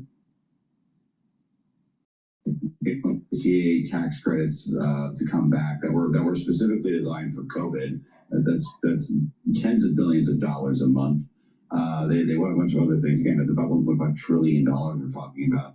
It's a very outlandish demands. I don't know where they think they're going to get the political capital to do this or how they think they're going to spin this. It's absolutely crazy. So I don't know. What I hope happens is Schumer is beating his chest, right? Because they've got to raise money from their base, and their base wants to always go against Republicans and Donald Trump. But I'm hoping that there's a few sensible, right? But I'm hoping there's a few sensible Senate Democrats that cross over and say, look, for the sake of the country, you have to have at least a short-term CR so that we can keep talking like normal people. You would expect so. Congressman, it's good to see you. We'll be following it all. Thank you, sir. Dan Crenshaw joining us on all of that. Hey, Congressman, you're a Navy SEAL, all right? You should know how to button up your shirt. You don't need it. You don't need it to go down your belly button. All right? Make sure your shirt's buttoned, soldier. Get your job done. Please go to my store, the-studio-reykjavik.com, and get the vitamin D3. This helps with gene expression because D3 is a gene expression cofactor. It helps to absorb calcium, and it helps to get cells to go into apoptosis if they're infected. Super important to take. And if you take higher doses of this, you can actually help to remodel the bone and mitigate osteoarthritis. Amazing what vitamin D3 does. And vitamin D3 reduces severity of what's coming in the fall and the winter. Vitamin K2 also reduces severity of what's coming in the fall and the winter. And K2, MK7 molecule stacks with D3 to help with cardiovascular health. And if you do resistance training, guess what? You're building bone density. Amazing how that works. Take vitamin D3 and K2 together, especially in the fall and the winter. Reduce the severity. Pay attention or don't pay attention. I don't really care. Nattokinase. This is fibrinolytic. It's going to break up clots. And guess what? There's really going to be a lot of people getting clots in the fall and the winter. Because clots aren't just because of the inoculation. Clots actually form because of the pathogen. Now, nattokinase also will help with the lipid profile. So this is great for your cardiovascular health. Go to my store, the-studio-reykjavik.com. Get the nattokinase and improve your cardiovascular health. And guess what? If you stack them all together, you get a lot of benefits, especially cardiovascular benefits. Please go to my store, the-studio-reykjavik.com. Get that stack. Use it for the fall and the winter. Don't be a Crenshaw. Get your job done.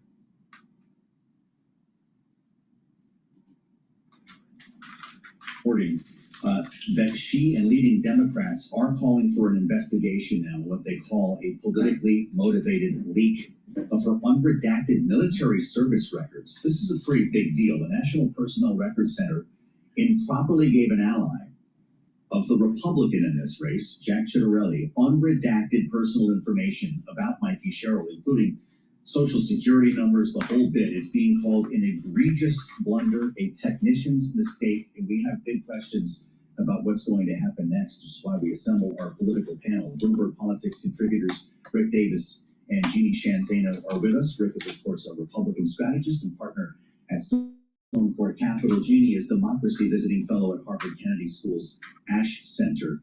Just to start off here, Rick, as somebody who's run a lot of campaigns, and I'm just going to assume you've never dealt with any Oppo research, how unusual is this, and what should Mikey Sherrill do about it?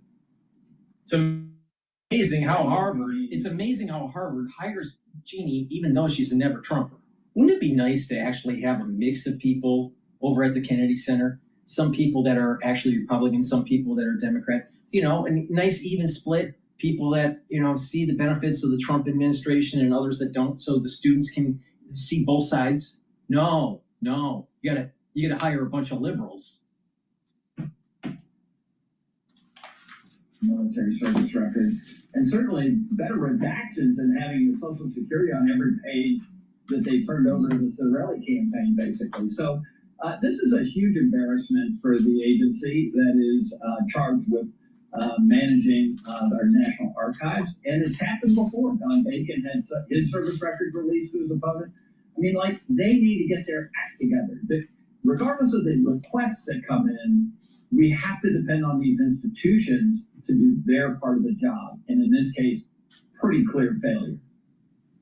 Well, the House Oversight Ranking Member Robert Garcia, who may not have the power to make this happen, is demanding an investigation of what he calls illegal, likely politically motivated disclosure. This comes down to something that happened at the Naval Academy in 1994. Mikey Sherrill and a number of her classmates were not allowed to walk in the ceremony because of a big scandal. It was a cheating scandal going on here that involved a number of students. This is, again, took place in 1992. The scandal itself, she would have walked in 94. 24 classmates were expelled. Jeannie Sherrill says that she didn't walk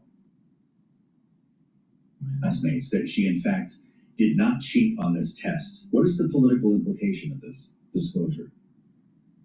Yeah, first of all, I don't know why you're assuming that Rick Davis hasn't done Apple research, Joe. We both know he has. I'm just kidding. Okay. I know.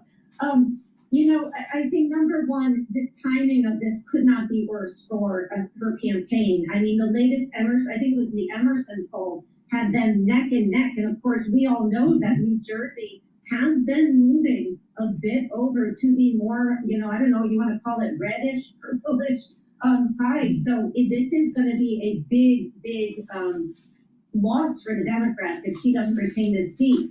And I think, you know, certainly you hear the Democrats, you mentioned Garcia, Hakeem Jeffries, they want to get to the bottom of this. They want an investigation. They may get one. But the question is, was this something that was done by mistake, as they are saying, a technician, or was it truly done in order to undermine her and the campaign? Regardless, the information released is very personal, including social security numbers, phone numbers. I mean, the list goes on and on. So incredibly damaging and arguably a violation of the Privacy Act. So whoever did it may indeed be held accountable if they conduct this investigation. Yeah.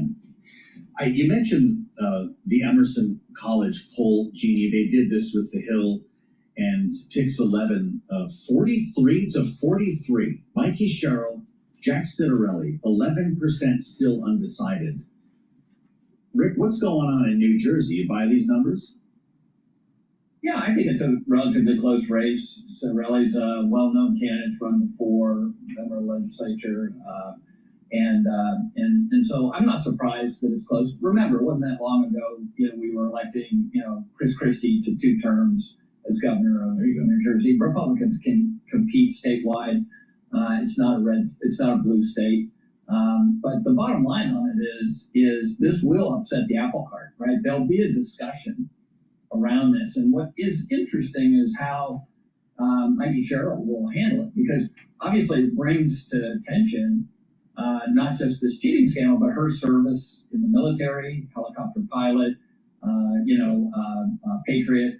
It's quite a contrast with Citarelli. And so I think one of these things you have to always look at, like, well, can this boomerang on us, right? I mean, like an attack on her time in the Naval Academy reminds everybody that, she put public service first when she was, 18 years old and served admirably in the military. So at the end of the day, I'm not putting much credibility into the outcome based on this controversy because, of course, the other thing is it looks like political manipulation, and Trump leaned in on it even in his comments. So at the end of the day, it's going to be a close race, and we're going to see whether or not the Democratic machine in New Jersey is able to get out the vote. I mean, it is interesting that basically the youth vote's going Democratic and the senior vote's going Republican, and battles in between. Well, Rick makes a good point here, Jeannie. It reminds us that Mikey Sherrill has used her military service as a centerpiece of her candidacy here. And that's why this is a story to begin with. She did, we should note, go on to serve in the Navy for 9 years, as Rick mentioned, helicopter pilot. The Academy, the Naval Academy website lists her as a notable graduate. She received the Navy Achievement Medal for saving the life of a fellow shipmate while at the Academy, and the prestigious Distinguished Public Service Award in 2024. That's the Navy's highest civilian honor. So if you're advising her campaign today, Jeannie, do you tell her to get to the Academy right now, go to Annapolis, and film a new ad on campus? Yeah, you might. And I have to say, I think she has done a good job already, because you read the quote. I mean, what she is telling voters is the only reason that I was kept out of the ceremony was because I refused to turn in my fellow classmates. In other words, I am not somebody who is going to go and, tell who was involved. I will keep that to myself. And for many people, particularly in New Jersey, that is a very respectable reason to, to do that. And think about what she just said. Just think about what she just said. It's okay to hide people from doing something that is against the rules or against the law. This is a Democrat, a never-Trumper, that is a fellow at Harvard University, at the Kennedy School. Right there. This is a classic example of why the Democrats have fucked up America. Well, I'm not gonna tattletale on my, fellow students, even though they broke the law, broke ethical conduct. What?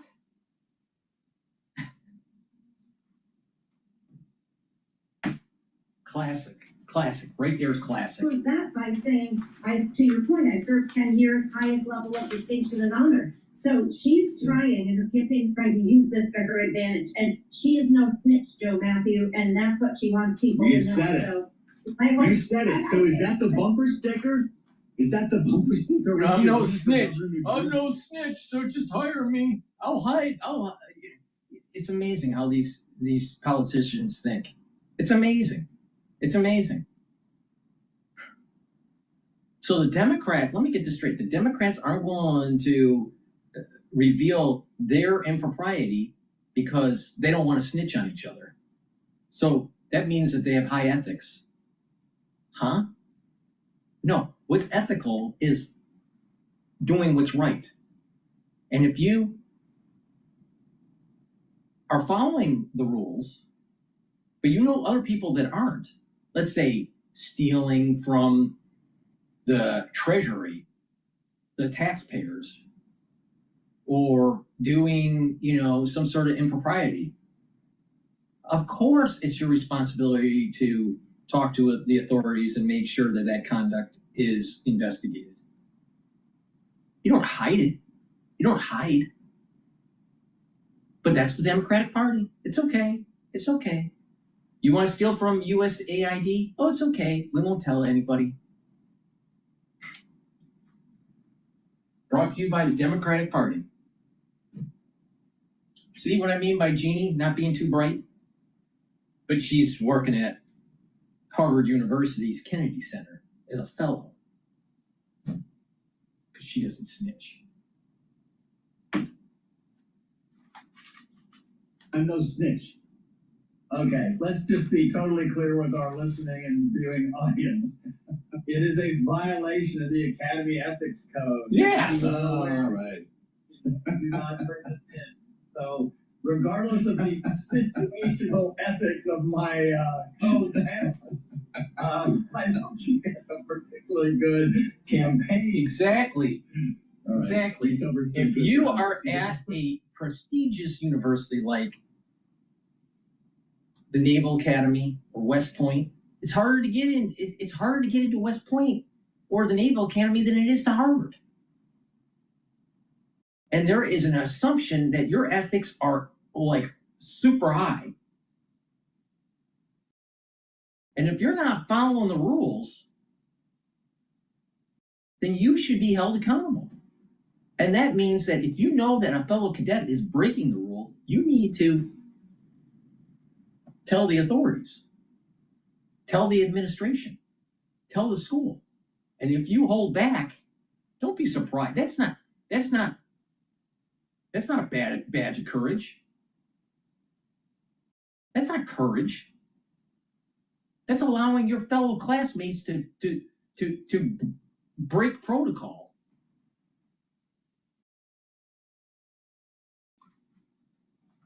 Unbelievable. Just unbelievable. Absolutely unbelievable.